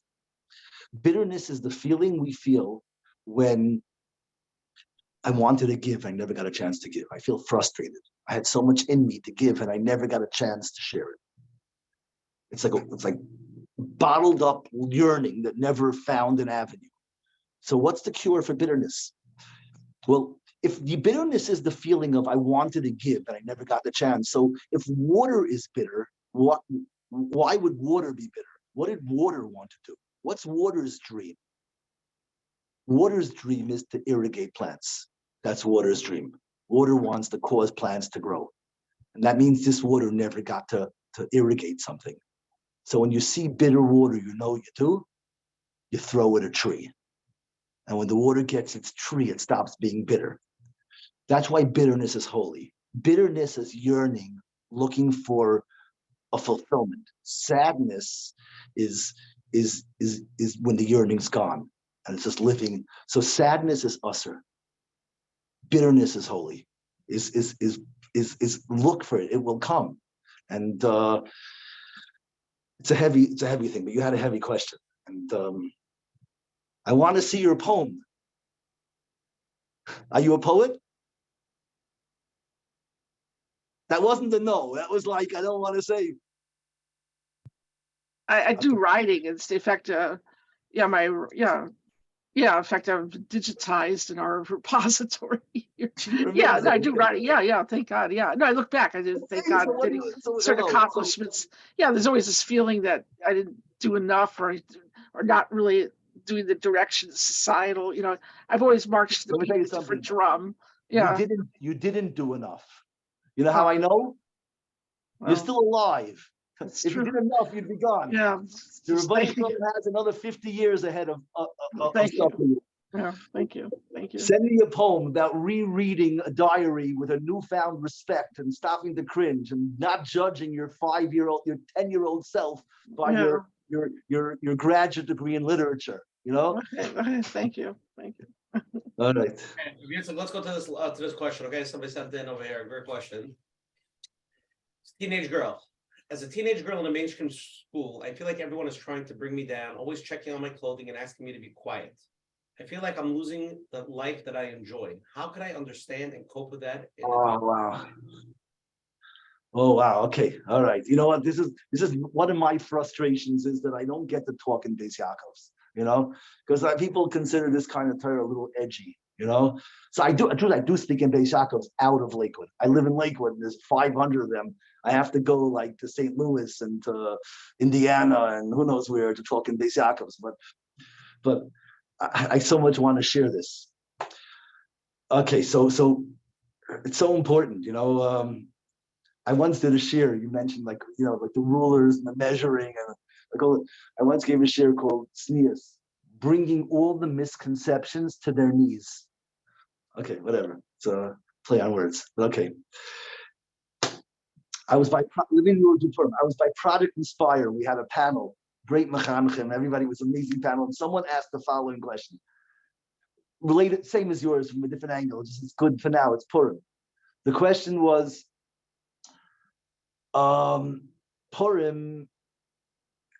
Purim's Esther Malka the heroine, but yet the holiday of Purim is all about guys drinking, dancing, and the girls have no role in Purim. How is that fair? How do we explain to girls that they're just bystanders when it comes to Purim, when it's really should be their holiday? But even if it wasn't their holiday, shouldn't they have a role? What do we tell girls about Purim? But really, many people think you can zoom out and make that question all of Yiddishkeit. So let me give you a crazy answer. I hope you'll be generous to me as I say it and not to write it off when I'm halfway through, because it's not as radical as it sounds. But it's a risky thing to say, but I'm gonna. Coach Menachem, did I say anything that you cringed that I shouldn't have said? Like, am I getting too close to the line? Like, we'll discuss it. Don't worry. You're good. Don't worry. Okay. I could always just, throw you out. It's fine. What? I'm sorry? I could always just mute you. I'm not hearing clearly. It's always. I could always just mute you. Oh, you can. Okay, good. Okay, as long as that's an option. But let me say, I think it's appropriate. I said it by Project Inspire. It's also a very fun crowd. And there was a gadol in the crowd who gave me a kiss afterwards. So I'm a little braver.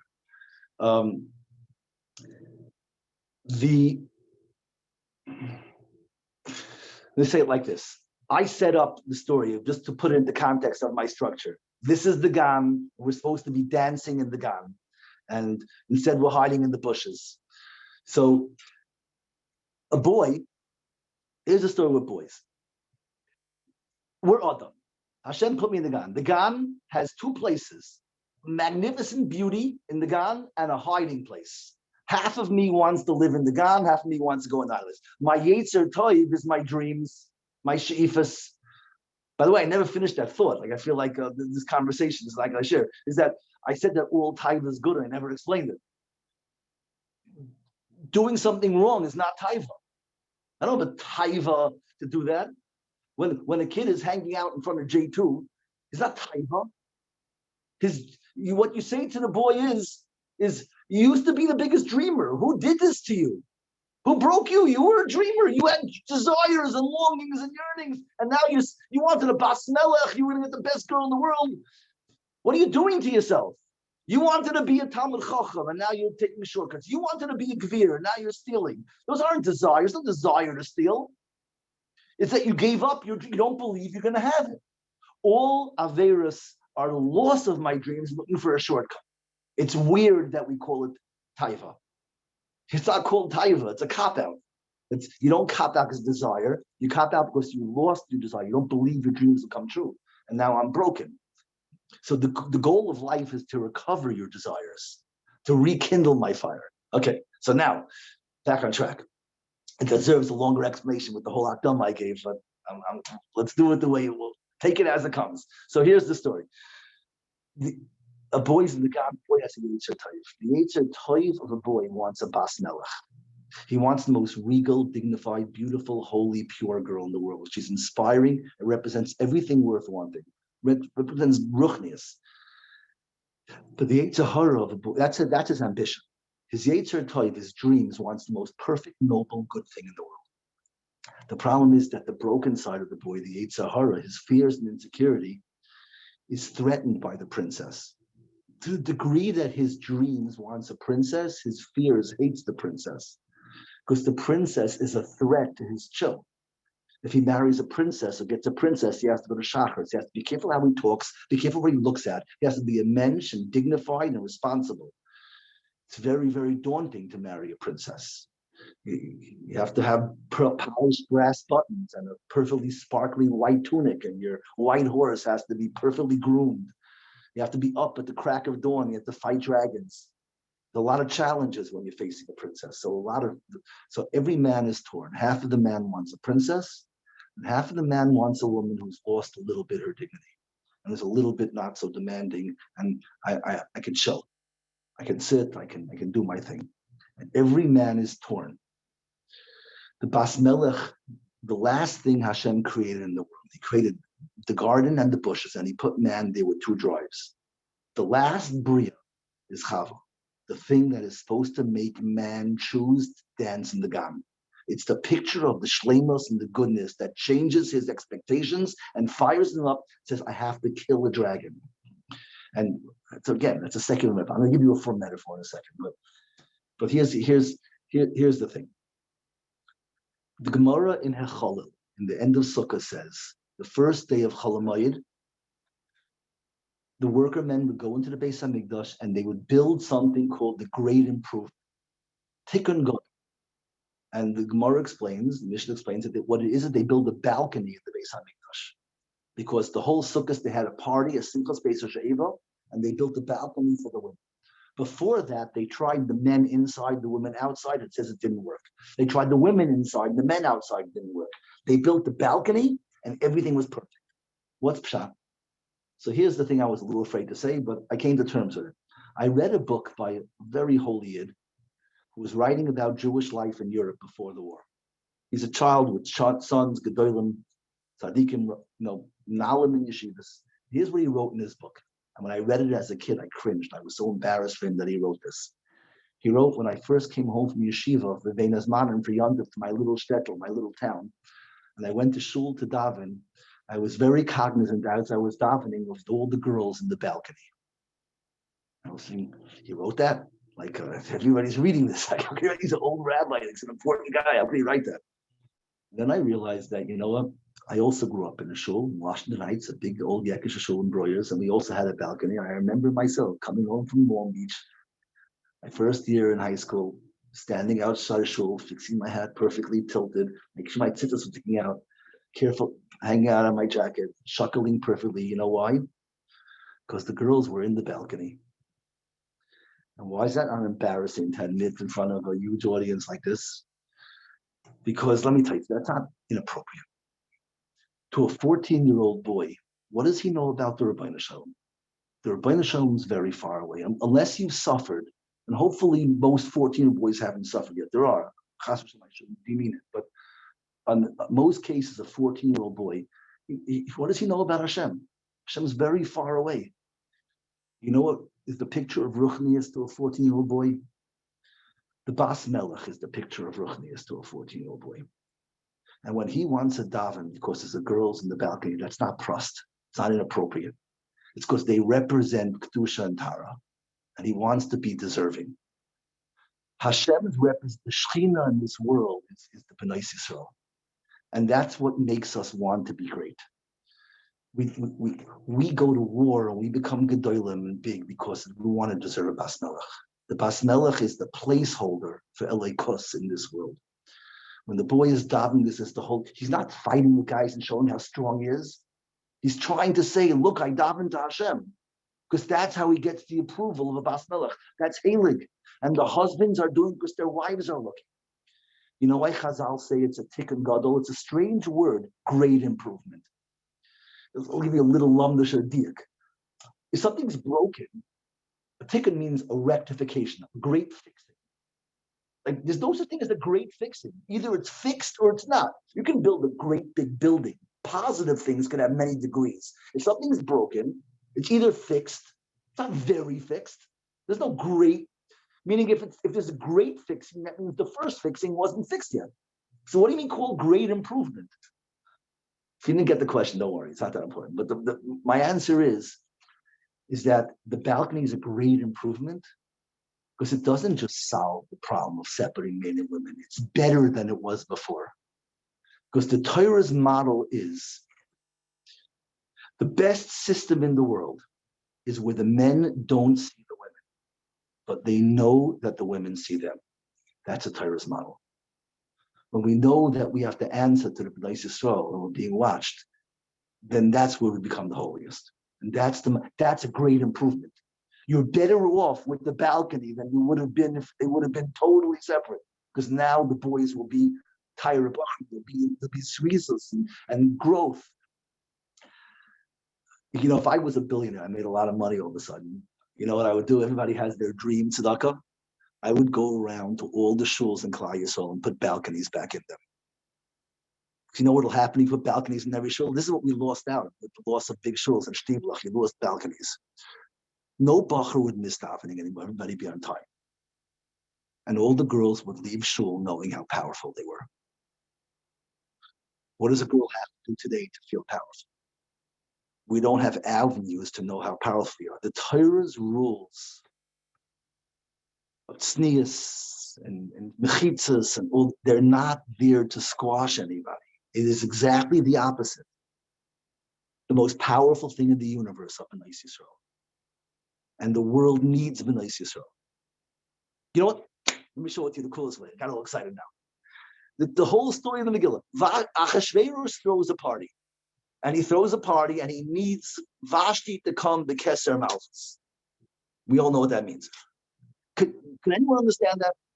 He's a king. She's the queen. I don't care if he's a lowlife. I don't care if he's a drunk. No king is asking his wife to degrade herself in front of commoners. I can't imagine anyone that sick or that low. So how do you explain it? So here's the secret.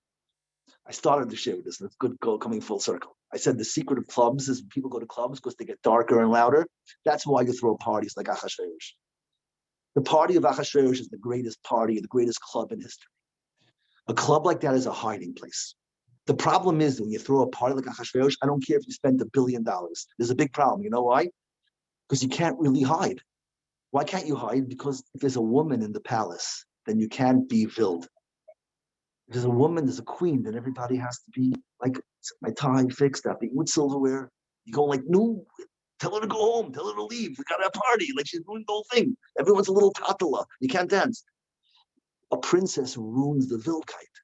So you need Vashti to leave.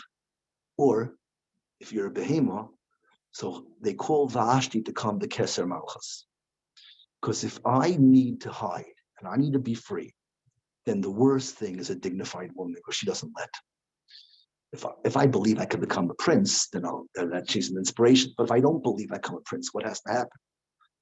We have to degrade the princess. The princess will lose her dignity, then the party can go on. It's the exact same thing as Haman with Mordechai. It's the same story. If Mordechai will bow, then Haman can face his life. His party goes on. But if Mordechai won't bow, Haman's life is worthless. If Vashti won't lose her dignity, then Achashverosh's party is meaningless. The dignity of woman is what keeps the world going. And you can see it best by the amount of effort and creativity that goes into by broken people, by people who gave up on themselves in degrading women. And when Vashti refuses to degrade herself, so now what? Two choices. Men will grow up and go home from the party. Not impossible. Muchan says she has to die. Because if we don't kill Vashti, if she doesn't degrade herself, then every man is going to have to be a tapel and a good boy the rest of his life. So every man can chill in his house. Vashti either has to agree to lose her dignity, or we have to get rid of her. It's the exact same thing as if Haman wanted to kill Mordechai. If Mordechai, either he bows and validates my lies, or we have to kill him. This is a secret. Why do Chazal say that Memuchan is Haman? Memuchan is the one who says kill Vashti, and Haman's the one who says kill Mordechai. You know why? Like, why does it call Memuchan if he's Haman?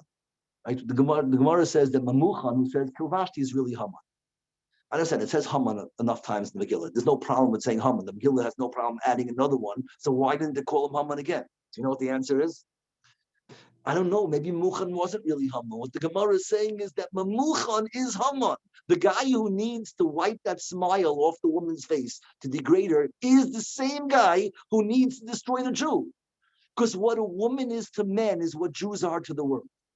The world treats Jews the same way the men treat the women. If we can rob her of her dignity, then the men can be free. If we can rob the Jews of his dignity, the world can be free. If we can silence all of the beauty and aspirations of the world, then we all go back to chilling. The secret of getting people out of the bushes, there's many secrets. So one of the secrets of them getting out of the bushes is to have reminders of what it looks like in the GAN, how beautiful and good the GAN is. And if we could silence them, so this is what this is what I tell you about Bnei Yisrael. The girls have no idea how powerful they are. You have no role on Purim. The entire Purim is because of Bnei Yisrael.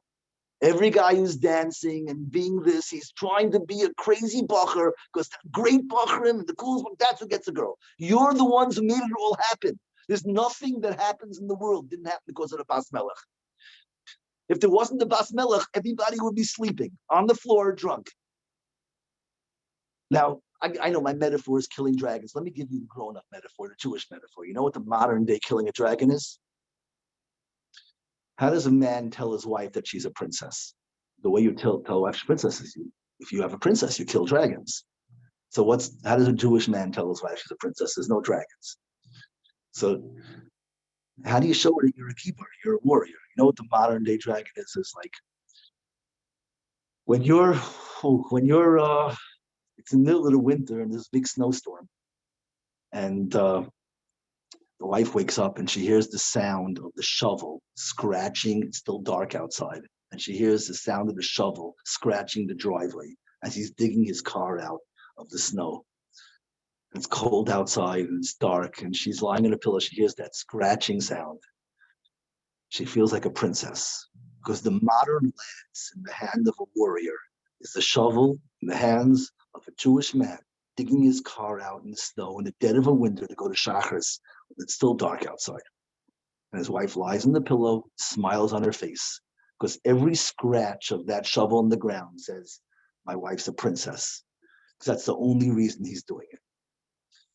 And the girls have to know this. the purpose of tznius. I'll tell you, I once started a riot in Rutgers University with this word. It's one of my greatest moments, but it's not that hard actually to start a riot, an Arab riot in Rutgers. It's not that hard to start an Arab riot. Somebody, am I taking too long with these answers? Like if I said Arab riot, right? That's all of a sudden I'm finally saying something intriguing. Okay. So here's the Arab riot. A student asked me in the college, how is Judaism different than the Taliban? You also tell women to dress up. So maybe you're not as extreme, but it's the same idea. Men telling women how to dress. That's really like a very powerful presentation of all the tznius questions. Taliban light. I'm Bin Laden. So like, what's the answer? So I said, first of all, you have to understand that just because people are doing the same thing doesn't mean they have anything in common. They can be totally opposites. Like the simplest marshal would be, imagine there's a picture of a guy pushing someone in front of a truck on the highway. So from that snapshot of hands on the back of someone with a truck coming, you can't really tell, is he pushing him into the truck and he's a murderer, or away from the truck and he's a hero? It's very important to tell the difference because they're opposite people. A lot of things are like that. The snapshot of a woman wearing some kind of dress code and men, being pro the dress code, you can't tell exactly what's going on. There's two opposite approaches to it. Here's my two opposite approaches.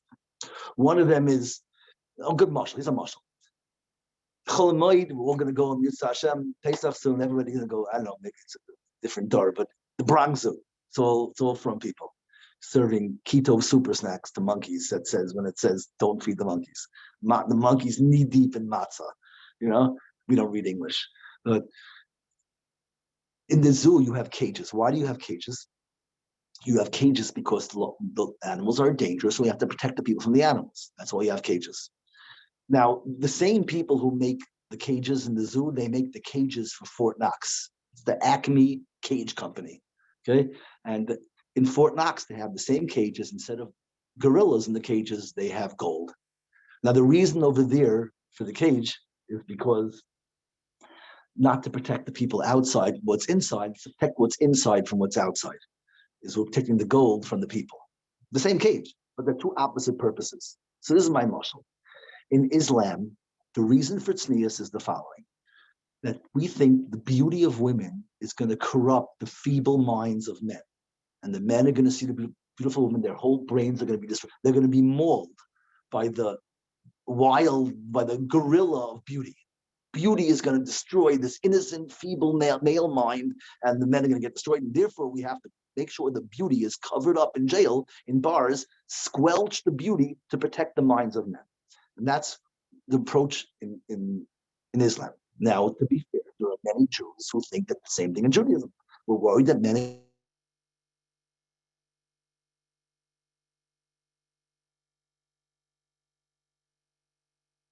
Menachem, just continue. We'll wait. Wait. Give him a second. Frozen. we're good. Yeah, continue. You lost me somewhere. I skipped some words, fell through. Or... Yeah.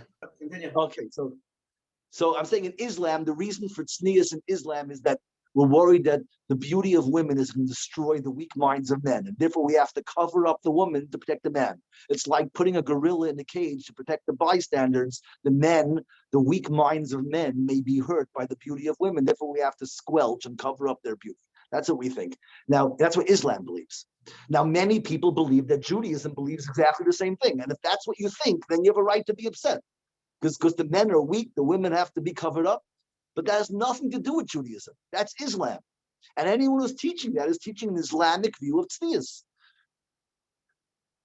The reason why we why we have laws of tznius is not to protect the men from the women. It's to protect the dignity of the woman. The pasuk of tznius is kol kavuda bas melech penima. It's about her dignity. Is that this woman has nothing to prove. She's royalty. In Islam, the reason for tznius is to protect the men. Okay, we're locking her up so the men. In Judaism, we say, for a man, learn Musar, go to the mikveh, get a Rebbe, and get your head on straight.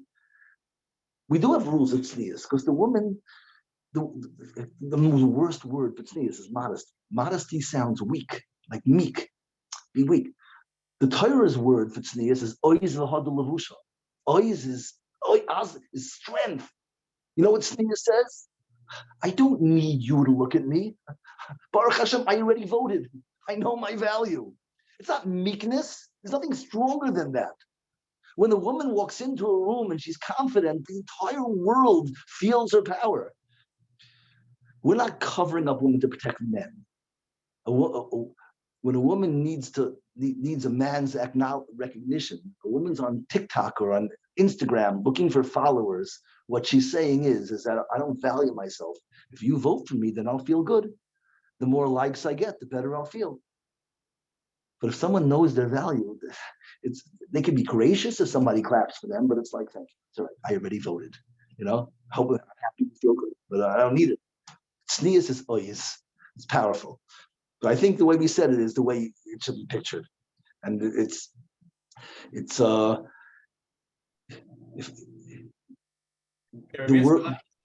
to live questions. Is that okay? Can I cut you off a little? No, it's good. It's good. I have a lot to say on it, but it's not a show on sneeze. So let's cover as many things as we can. Was it? I mean, let me think it was. It got the point across. So I think I could have done a little better, but it's all right. It's good enough for now. Okay, you're on. Okay, thank you. Boy, you're making us feel very powerful tonight. And if you're gonna make us feel so powerful and you're telling us about this absolutely fantastic journey we're on, you touched a little bit on how men should be happy while they're on their journey. Can you give us some guidelines how a woman should remain happy while she's on this journey of accomplishing what she's supposed to? Okay, wow. All right, so okay, unfortunately, most of my experience has been as a man. I can theorize a little bit, but most of what I do in my shiurim, actually, I know the therapists and the coaches might not like this, but most of what I do is projecting. I know what I feel. Like, I'm getting all this marriage advice, and it's like, I learned everything in my life I know from the hard way. I don't want to sound like any guru of relationships. Halavai, I would have learned one lesson in my life, like the proper way from my rebbeim. I had to get patched. Everything I learned from, I wanted to write a book even called like Shalom Bayis Advice from the Doghouse. I think it's like the best title ever. Like who wouldn't buy that book? But we learn things from Sarah. So most of the stuff I teach is learning Torah with the eyes that I got from my life experiences. And my Torah on women is going to be a little more shallow and a little lacking because I don't have the insight of having lived 50 years of that experience. But I can share with you a few things. First, let me. I sort of, because of the question and answer nature of this kind of thing, you end up talking about things out of order. Any men-woman discussion needs one important introduction to talk about it in any enlightened way. And that is to understand that the Torah's perspective on the difference of men and women is not in the house and outside the house or intellectual and emotional. These are all maybe, yeah, maybe not. The Torah's distinction between men and women is that there's two versions of Elikus. Hashem created mankind, Selim Elikim. We're all made in the image of God. We're all godly, but there's two versions of godliness. There's something called Kedusha and something called Tahara. And we use these things as synonyms, but they're not the same. They're opposites. A man's job in life is to become Kaddish, and a woman's job is Tahara. And together we're Kaddish and Tahar, and that's godly. So if we can wrap our heads around Kedusha and Tahara, then the woman and the man can both understand their trip on the journey. Kedusha is you become Kaddish. The natural state is chayil, is mundane, and you mekadesh something. You achieve Kedusha. You don't achieve Tahara, you preserve Tahara. Tahara is pure, pristine. There's one, they're both godly, but it's two different journeys to godliness. If Hashem is here and we're here, so the journey up the ladder is called becoming Kaddish, and the journey when you're ready veer is tahar, and you preserve tara. We believe that a woman is already born godly. Meaning every trait of Elikus the Torah uses, a girl has the moment she's born. Loving, patient, kind, selfless, giving, deep, sensitive, sharing, these kind. And the man is born with the absence of those traits. Arrogant, lazy, selfish, lustful. Now, it doesn't mean he's a Rosh and she's a Digas. A man is not punished for being born like that, because he was born like that. The man will be judged by how many rungs did you climb up the ladder in your years. Are you where you started, or how high did you get? And the woman won't not be rewarded for being godly because she was born that way. She'll be judged by how many rungs did you defend on your ladder, or did they succeed at schlepping you down and degrading you? It's a totally different perspective. When you understand this perspective, then we can start to wrap our heads around it. And therefore, that's why men have all the mitzvahs aseh. The mitzvahs aseh are the rungs up the ladder. Do this. You have to become this, become that, become this. The women don't have mitzvahs, many of the mitzvahs aseh, not because Hashem is being prejudiced, and it's because the mitzvahs aseh are the rungs up the ladder. The woman's already up the ladder. She doesn't need them because she's already there. She has all the leis asehs, don't fall. And now, so the man, his journey that's why he needs ambition, all these drives, because the thing that will allow a man to climb the ladder is his ambition. And that's what will drive him to become great. The woman has to have totally different drives. I don't know if this is the place. It's a long shmuz. The men-woman stuff is a long shmuz. But this Kedushin Tara, let's leave it at that. The Kedushin Tara is very powerful. Once you understand this, so now we can try and understand what is the experience of somebody who's tar, and you have to experience the beauty of your matanis. A man, the beauty he feels is his passion, is his excitement, his she'ifas. The drive is what gets him going, and he has to be able to embrace she'ifas. And from a young age, we're encouraged to be driven, because that's his gift. The woman, there's a certain kind of sedate clarity that she experiences being tar. There's a feeling of being. I have a couple of good proofs. Maybe the proofs will be. Let me say a little more, and I'm going to show you a proof or two. The proofs itself will give you insight. I haven't done those things in years. That was like the old philosophy stuff I used to do in the colleges before it got real. But let me say this: what a woman experiences in her journey, her validation, is the recognition, first of all, of the effect that she has on those around her. Like I said in the balcony, when you know that the guy your husband is davening better because you're watching. When the girl knows that Bachram are davening because the girl's snua and is regal, she's not cheap. So that's the greatest validation in the world, and that you feel your power.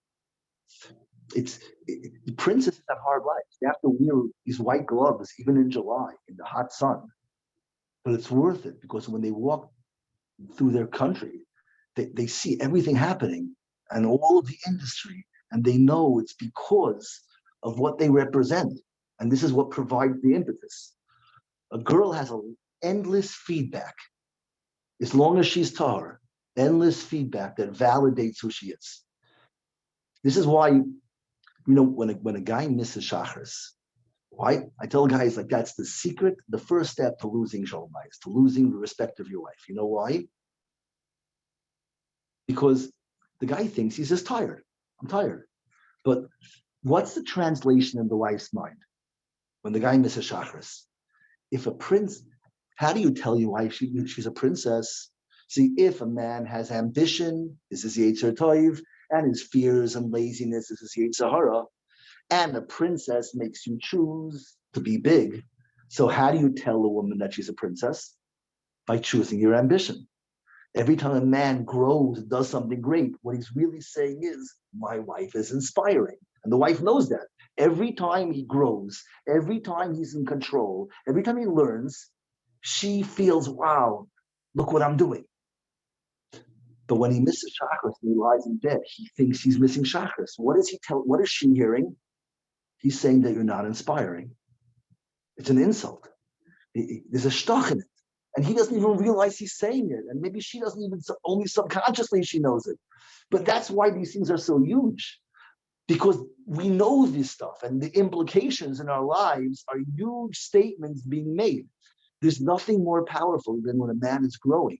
He validates his wife. You're telling her you can say you're a princess, but that's just words. When you wake out of bed before it's light, you're screaming that she's a princess on top of your lungs. You're putting your life. It's not words, not flowers. It's worth 1,000 flowers. And so this is something that again, I can't speak for women, but I can imagine it must be the most powerful thing to sit there and watch your people going to shul and sitting there knowing that it's all me. To sit in the balcony and watching a Purim party and saying it's all me. It's endless feedback every single day. They have the sparkle in their eyes and the bounce in their steps. And every note that your son put in his Gemara, it's because mommy's a princess. Because he's a picture of something to live for. You know what the proof is? The people who don't have a mother or bas melech or a sister or a bas melech, they're drinking and they're chilling and they've just given up on life.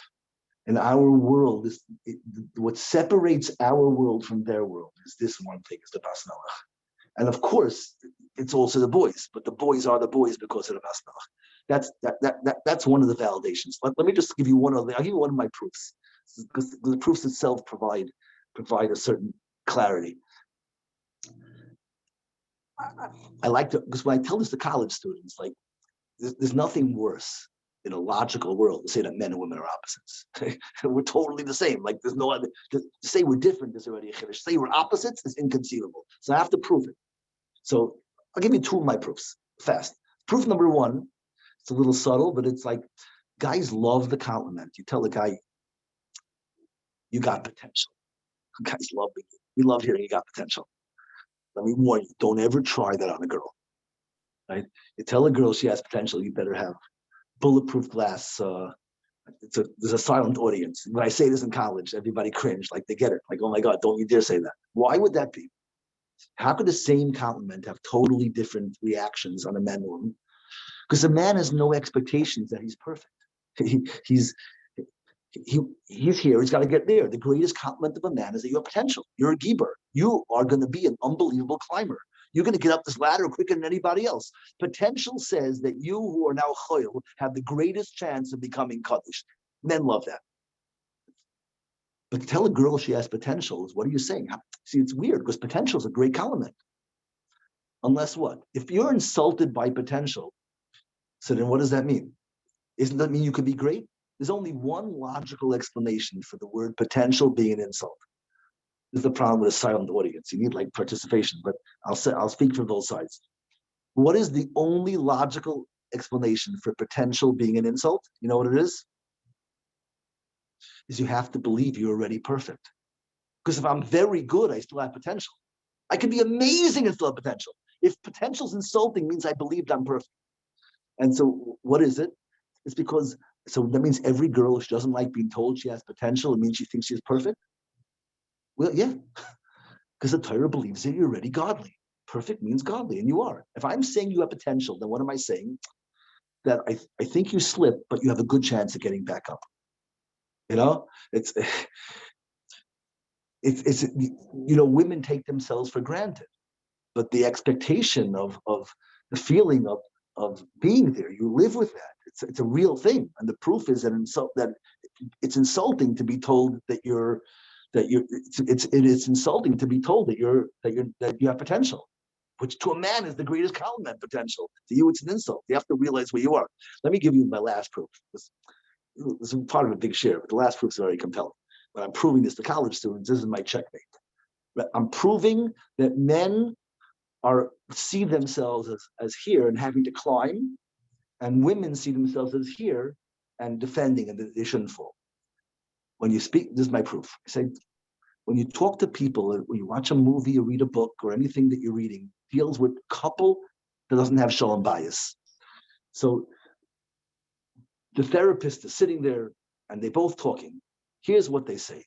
He asks the woman, so what's your problem? You know what she says? It's a cliche already. She goes, we're married 20 years. He didn't change one thing. Not one thing in 20 years. Then they turn to the guy and they go, okay, Tzaddik, what's your problem? He goes, she's not the woman I married. Let's analyze these two quotes. When you say we're married 20 years, you didn't change one thing, that means what was your expectation? That he was going to grow and change, and he didn't. He let me down. When you say she's not the woman I married, what was your expectation? That she was going to stay exactly where she was, and she didn't. This isn't a Torah quote. This isn't a Frum quote. This is a secular quote in every single movie on Shalom Bayis ever made. That means every single person, they talk a good game, but they're all the same. But when it comes down to real life, they're masking that they're opposites. Every woman says he didn't change one thing. They married him expecting him to change. I married him because he had potential and he was going to become great. I saw he was a star in the making. And every man married his wife saying, she's a princess and she's going to stay like that forever. And she didn't. Our expectations is everyone knows this, that women are holy and men are full of potential. And everybody has to learn to appreciate their gifts. You know, it's very powerful to be holy. Okay, yeah. It's getting late, so we'll throw out another question. Sure. That's okay. This is somebody sent in. I'm going through a lot of personal hardship and I feel like giving up and letting go. Why doesn't that make sense? And at what point doesn't make sense to let go? Every day there's another issue. How many times do I need to keep falling on my face? Okay. So you know what? So you probably don't have that much time left. So I want to share an important message here. The first thing is this question. A lot of what we discussed is like this, but I want to add, I think something very important, that when you talk too much psychology and you're too rational, and you explain things that they're in our hands too much, something's lost. So let me just say 2 sentences in the light of what we've been saying, and then add the new step. The thing we've been saying is that what is giving up going to do you? Right? It's just, there's a GAN, and if you're going to be giving up means I want to stay in the bushes. I want to continue to hide. What if it would work, I would be the first one to sign off on it. If you can live the rest of your life numb and feel no pain, fine. But it's not going to happen. Every day we just feel worse. See, I'll tell you, I learned this thing about myself also. I used to go, I davened in Samar before I got my Matan Kavua, and davened every day in the same spot. I used to daven every day in a different room in Samar, and I noticed something weird. Something scary when I realized it is that I would never go. There's always a minyan. In Samar, there's like 5 rooms, a new minyan starting every 2 minutes. I always went to the minyan that was like by Baruch Shama already, or even Ashrei. There's a minyan starting brachas in 2 minutes. There's always one every 5 minutes. Like, why can't I go to the minyan that's starting right now? And the answer is because if I go to the minyan that's starting now, then I'm caught up and I have to be present for an hour and face the truth in the silence. If I go to the one that's already 5 minutes in, then all I have to do is read Hebrew really fast for an hour. I can hide from my life. This is why we push snooze buttons. Nobody believes that 5 minutes of sleep is worth being late the whole day.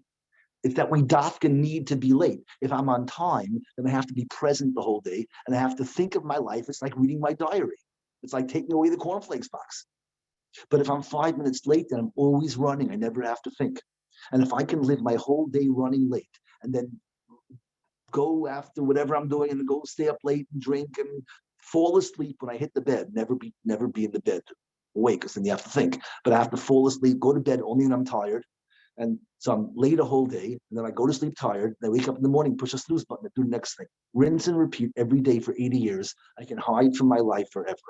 But the problem is there's always silence. You can't do that. It doesn't work. There's always going to be cracks in your schedule, moments where it's quiet, and then the pain comes rushing in, and the new shame of all the new opportunities you missed and all the new hidings.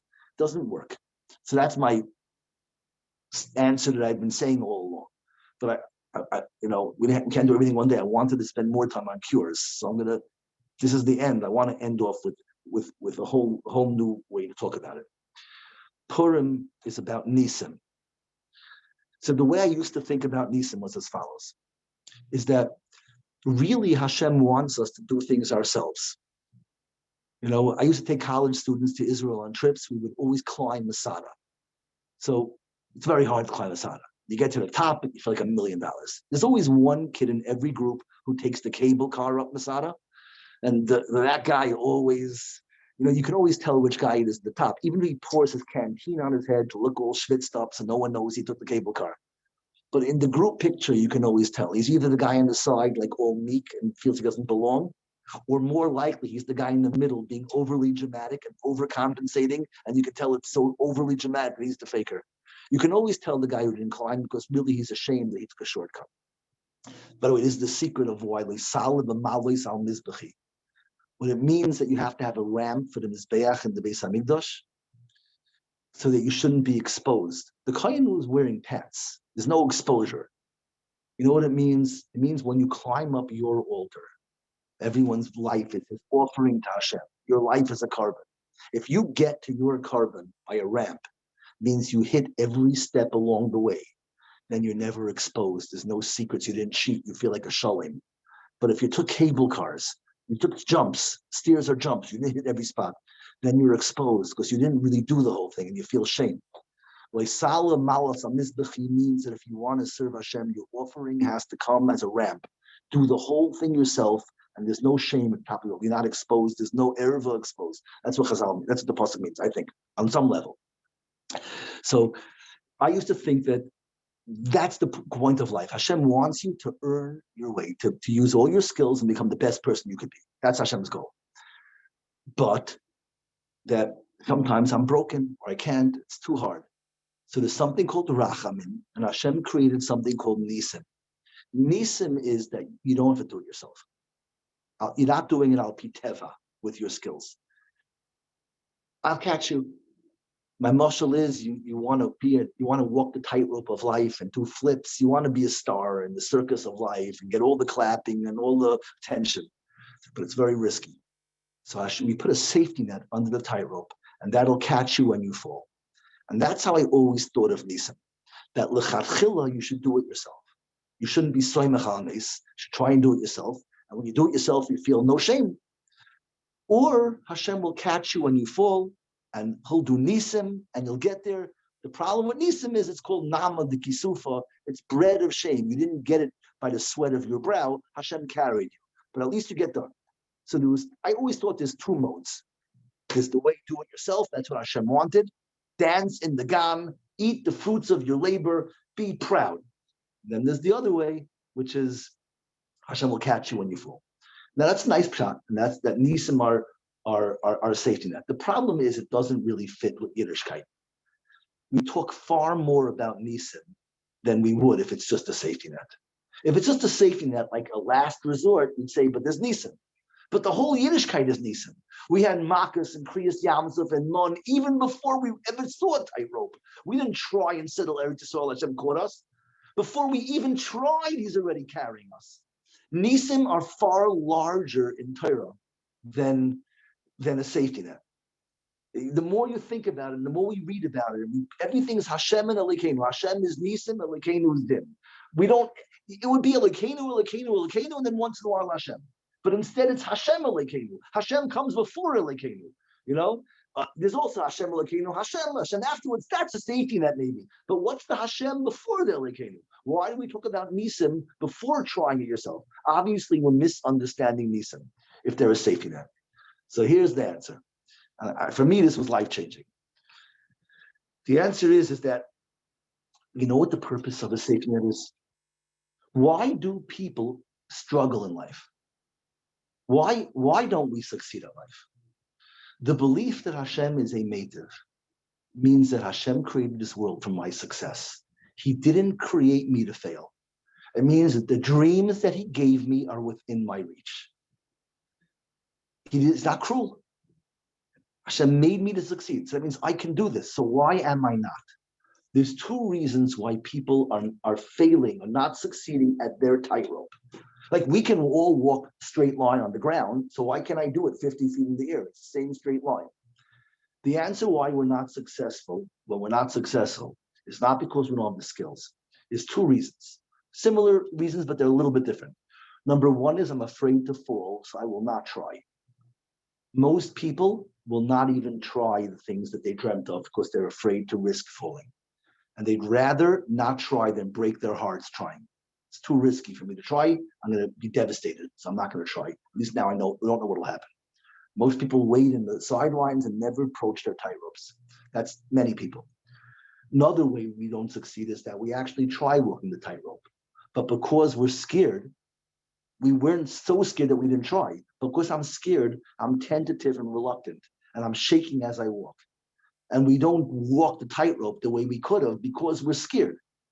The fear of embracing our dreams cripples us in two ways. One is for many people, we never try, and the majority of us try, but we try so half-heartedly and so reluctantly that there's no chance of succeeding.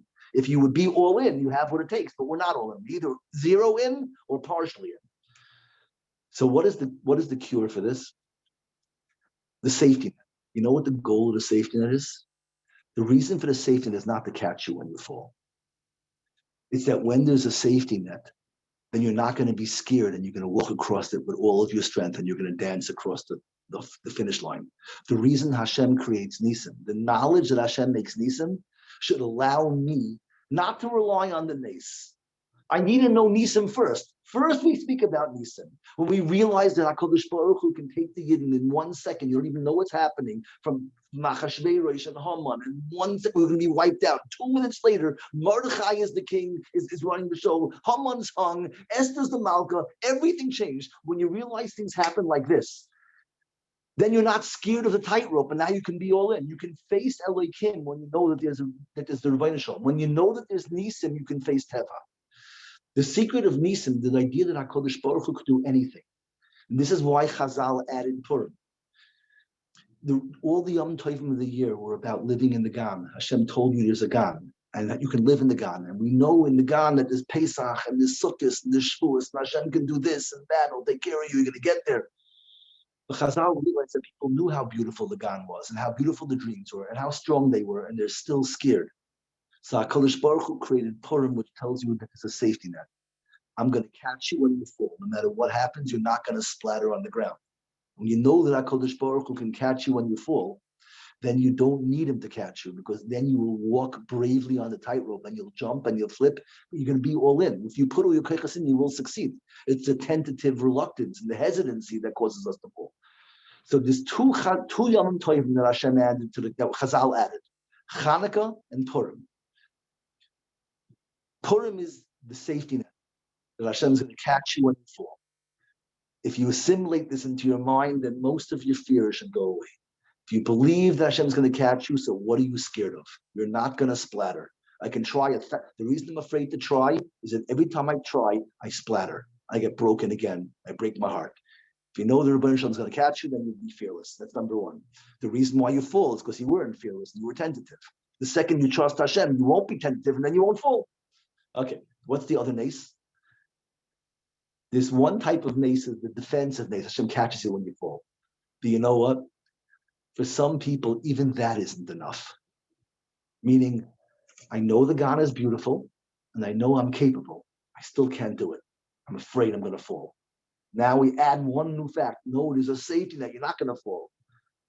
So now, what's the crack? How could I not be motivated now? It's a beautiful GAN. I have skills, and Hashem's going to catch me when I fall. Chazal realized one more yontif was necessary. You know what? Is there any way out of being motivated with all that information? Still one way out. You can say, okay, the GAN's beautiful. I'm strong. Hashem will catch me when I fall. But what's going to happen? So I'm going to buy this. I'm going to sell it for 15% more, and I'm going to make $15 on my $100. That's not inspiring enough. Yes, I'll be successful. But if the success is incremental growth, it's too slow. It's not bright enough. It's not exciting enough. There's a safety net. I won't fall. I won't lose money. But how much am I going to make? You have a defensive nace that you'll catch me. But the upside is too low. So what did Chazal do? They added Chanukah. You know, Chanukah teaches us it's the other nace. Purim says, I'm going to catch you when you fall. Chanukah says, whatever you do is multiplied 8 times. The math, what your accomplishments is, it's exponential. These are the 2 additions that HaKadosh Baruch Hu gave us in Chanukah and Purim. Chazal added to the calendar. The goal of Kol HaTorah Kula is to dance in the GAN. That's the goal. To dance in the GAN, but we're scared, we're in the bushes, we're curled up and we're hiding, we're playing hide and seek, and we're afraid to come out of the GAN. You have to know two things. Read the Megillah and discover that if you live your life the fullest and you dance on the tightrope, you're not gonna, if you fall, Hashem will catch you. Nothing bad's gonna happen. It's a lot of fun to bounce in the safety net. When you know it's there, you can choose to bounce in it. It's just fun to bounce, like a trampoline. You're just bouncing. The second ace is not only is there a safety net, but there's also a trampoline. Whatever you do is multiplied exponentially. You take a job. It sounds like it makes $20 an hour, but if you do it with your confidence that you know you're going to be caught if you fall, then you're going to be lichtig, and the customers are going to love you, and everyone's going to ask for you, and your boss is going to say he's got something. I'm going to make him a manager, and then open a new store. He's going to say, I want you to run the new store, and then he's going to say, you know what? I'm going to make you a shutef in the new store. You could be the boss. You could be the gvir. In matter of moments, Hanukkah tells us, it's not Hanukkah, but Hanukkah and Purim are Chazal's additions to the Yom Tovim. The Rebbeinu Shalom gave us Hanukkah. There's beauty of the GAN, then there's a safety net in the GAN and a trampoline in the GAN. Everything you do will be exponential. The belief in Nisan is what animates our lives.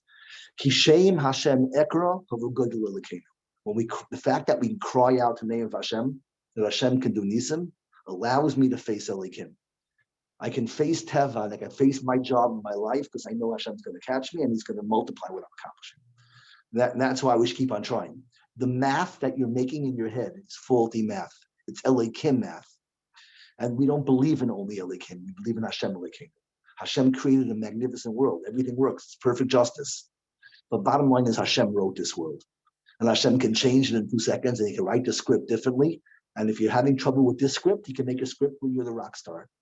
That's what Hashem is. Hashem is the boire of the whole Bria. And even though the Bria is fear and created for your benefit, Hashem can change it and make it even easier if you're, this is what we say. We say, Hashem, I know you made a beautiful God. I know all I have to do is work. I'm just too broken. So Hashem says, I can catch you and I can carry you. And you shouldn't just use that as when it's necessary for Hashem to carry you. The real purpose of Hashem's mercy is not to catch you and to carry you when you're broken. It's to tell you don't have to be broken. The fact that I'll catch you and carry you and multiply what you do should allow you to live with fire. You should never need me to catch you. You should be the trailblazer and be catching other people and helping everybody else. Okay, let's go to closing. I'm gonna wrap it up. Think of something to wrap up this 2.5 hours of Purim and. I don't know. I didn't say anything I wanted to say. I know. We didn't even start yet. Okay, so first of all, Rabbi Yitzchok Feldheim coming on tonight. I need more practice. One second. I need more practice at this format. But 1 second. Give me a second. Yeah. Give me a second. First of all, Rabbi Yitzchok Feldheim coming on tonight, giving us a lot of chizuk and chazak dolam erev Purim. Last minute, really appreciate it. Again, tonight's share is 135. If anybody wants to join the WhatsApp, get the flyers every week, WhatsApp me at 848-525-0066. Save my number, and I'll email you the flyer every Sunday. If you want, you can also go sign up by Menachem Bernfeld.com and get the weekly flyer, the information, the replays. Sure, everything tonight will be uploaded later tonight to YouTube and all the podcasts and everything. Again, if anybody's here the first time, every Sunday night at 9:30, the Zoom ID. We have different topics, different rabbanim, tremendous things. And next week after Purim, we actually have a very interesting topic. Should be very helpful for a lot of people. March 12th, going to be an amazing show with Robert J. Bernstein and Menachem Mansov. They both specialize in children with autism on the spectrum. And it's going to be, talking about all the types of autism and just general things. The topic is understanding the misunderstood, helping your loved one on the autism spectrum. So they said everybody should join, even regular people that are not in the parsha should join. There's a lot of parenting tips that they learned. Robert Bernstein wrote a few books, and he's like the mumcha in this whole parsha. So let people know about it. It can be very helpful for a lot of people. Everybody should have a Freil Purim. Again, everything's recorded on Shalom via menachembernfeld.com. If anybody has any questions or anything, any comments, please email coachmenachem@gmail.com. Night share is 135. If you want to phone lines, it'll be up later tonight. The number is 848-777-GROW. That's 848-777-GROW. Rabbi Yitzchok, do you have an email? People want to contact you? Is there any way they can contact you? Yeah. Rabbi Feldheim@gmail.com. Because it's Rabbi Feldheim. But I'm a little low tech. I look at it like once a week. But I if you leave a phone number, whatever, we can figure out how to talk. Okay, so that's Rabbi Feldheim, Feldheim @gmail.com. Yes. Advertising sponsors like The Scoop, Elliot Ariel from 5 Town Central, Chayla Kaufman from JCN, for promoting us on all the Jewish platforms. Rabbi Yitzchok tonight was so deep and so powerful. Like I got to listen to it a few times. It was just so deep, and I feel like we didn't. I know. Can I end off with one last thought? I get a last thought. I'm gonna give you. Whoa, relax. Whoa. Okay. It's a great audience. You know what they call you? I want your audience. They call you the mic hugger. Give it a second. Okay, Rabbi Menachem, we'll wrap up, go to closing, and then I'm sure we'll give the floor to Rabbi Yitzchok to wrap up the whole 2.5 hours in a closing. Coach Menachem, let's go. Yeah, Shkoyach, Rabbi Yitzchok, you did it again. Taka, very deep, and it's something that you have to listen to it again and again. But I do want to thank you for a lot of physics, a lot of perspective, change in perspective, to look at things differently, to be able to understand that we live in the GAN, and to see what are bushes, everybody with their own things, what they're trying not to see, trying to hide, which is amazing, and we'll have to listen to it again. I want to wish everyone a Freilich Purim, and we should be able to be there, experience it. We shouldn't have to hide, come out. If it's hard, just peek out a little bit slowly, and eventually come out more and more. So Shkoyach Rabbi Yitzchok for giving us the time and the physics. Please leave us with deep inspiration. Okay, let me leave you one last message. It's a philosophical question, but with a psychological answer. So if you don't like the question, ignore the question. Just listen to the teretz. The question is that if we're all made in the Tzelem Elokim, in the image of Hashem, so Hashem's Hashem. There's one God. Hashem is Echad. So how could we all be different if we're all made in the Tzelem Elokim? It's an interesting philosophical question to think about.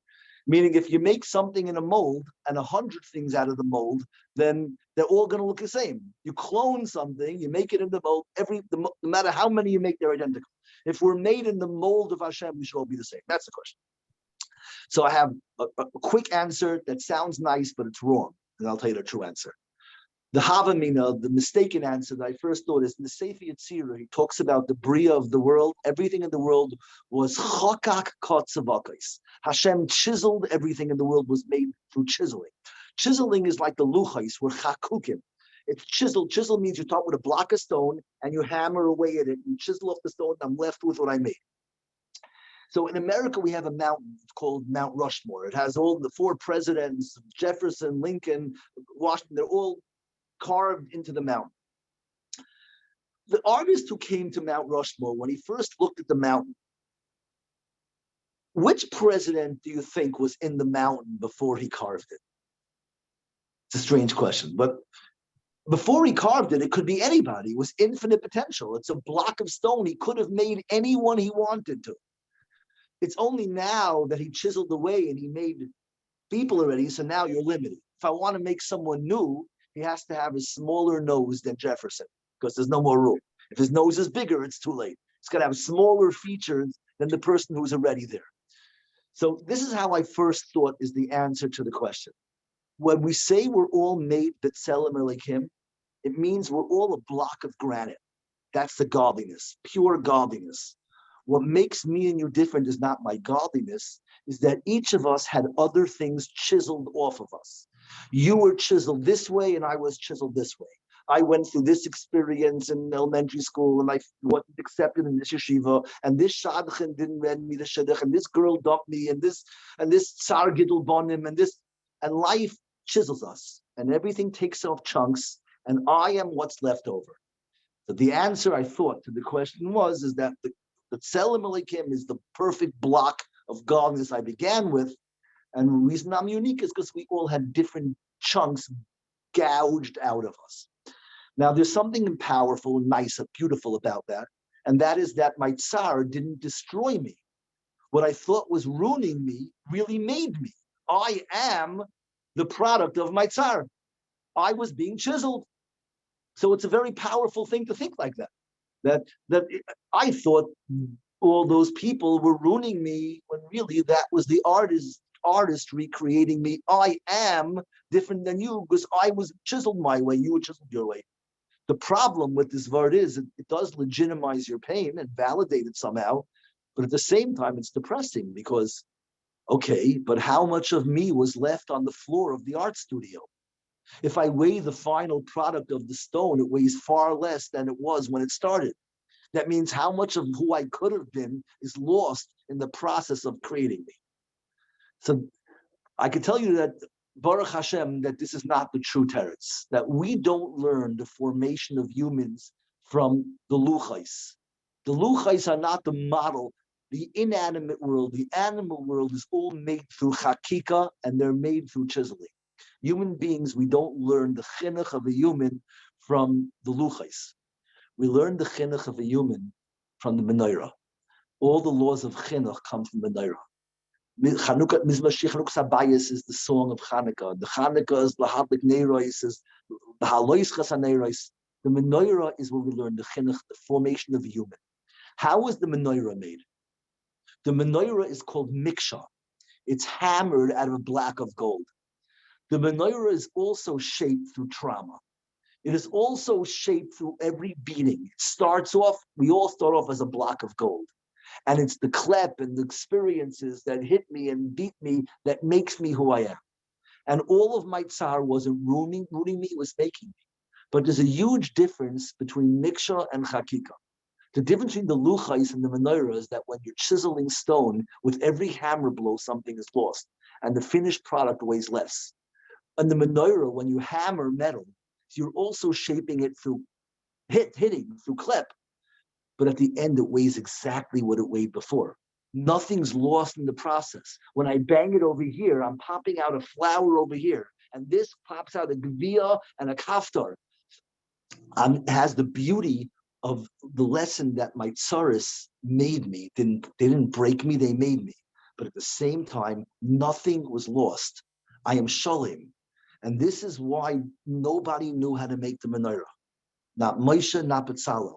Because only the Rabbeinu Shalom knows how to beat us and give us klep where nothing is lost and we just come out more beautiful. To me, this is the most powerful lesson to go further. People have trouble going further because I lived in the bushes. How much of me was lost? I'm so much smaller than I was. And that's not true. You're not chakika, you're miksha. There was nothing lost. Every single thing that you thought ruined you, hurt you, broke you, it just popped out a flower somewhere else. We are miksha. We are hammered by Hashem. We are hammered. But the beauty of the menorah comes to hammering, and there's nothing lost. There's no spilled milk. There's nothing to say it's too late. I wasted too much time. Everything is intact. It's just been reorganized. What you thought was giggles is now a depth and a perspective and a perception that you never would have had. What you thought was cringy that you wrote in your thing became deep analysis that you can write poetry that might light up the hearts of infinite amount of people. We don't know what we could be, but what we do know is that nothing was lost. And the reason most people stay in the bushes is they think I wasted too much time. Now I'm going to come out. Not too much damage is done. And the lesson is that the Rabbeinu Shalom is your artisan. He's the one who made you because you're miksha, and nothing was lost. You were perfect. And tomorrow you come out of menorah, and all your time in the shadows, in the bushes, just made your flowers sharper and more defined. And just made your gevia, your cups on your menorah, capable of holding more beauty. And I wish I could somehow grab people and force this into their neshama. Because Rabbi Yitzchok, a bracha. My bracha is that everybody should shower on the world, should overflow with all of the beauty of their miksha. Every single thing that you went through should be crystallized in you, that you should sing your song to the world.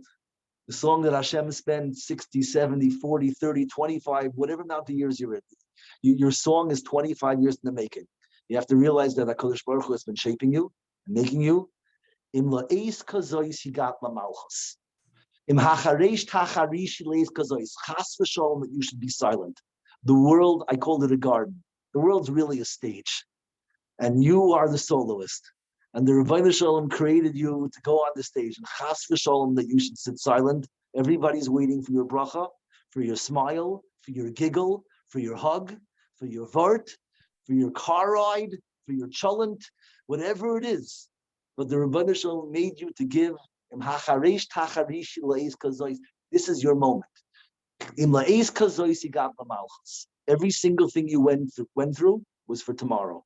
And tomorrow is the day that you get to sing and give the world what Hashem wanted you to give. And Hashem will have, the nachas of the composer when he gets to watch his piece finally being played on stage. That's how Kodesh Baruch is going to look at you tomorrow when you sing the song that he beat into us. Yeah, he beat it into us, but it's going to be magic. May you be zeicha to light up the world with HaKadosh Baruch Hu's song. All right. Everybody have a good night. See everybody same time, same place next week, March 12th, with Robert Bernstein and Nachum Masov, who specialize in children in the autism spectrum. It should be an unbelievable share. And everybody have a Freilich Purim. And thank you for joining Rabbi Yitzchok. Everybody loves you tonight. Shkoyach. Okay. Take care. Shkoyach.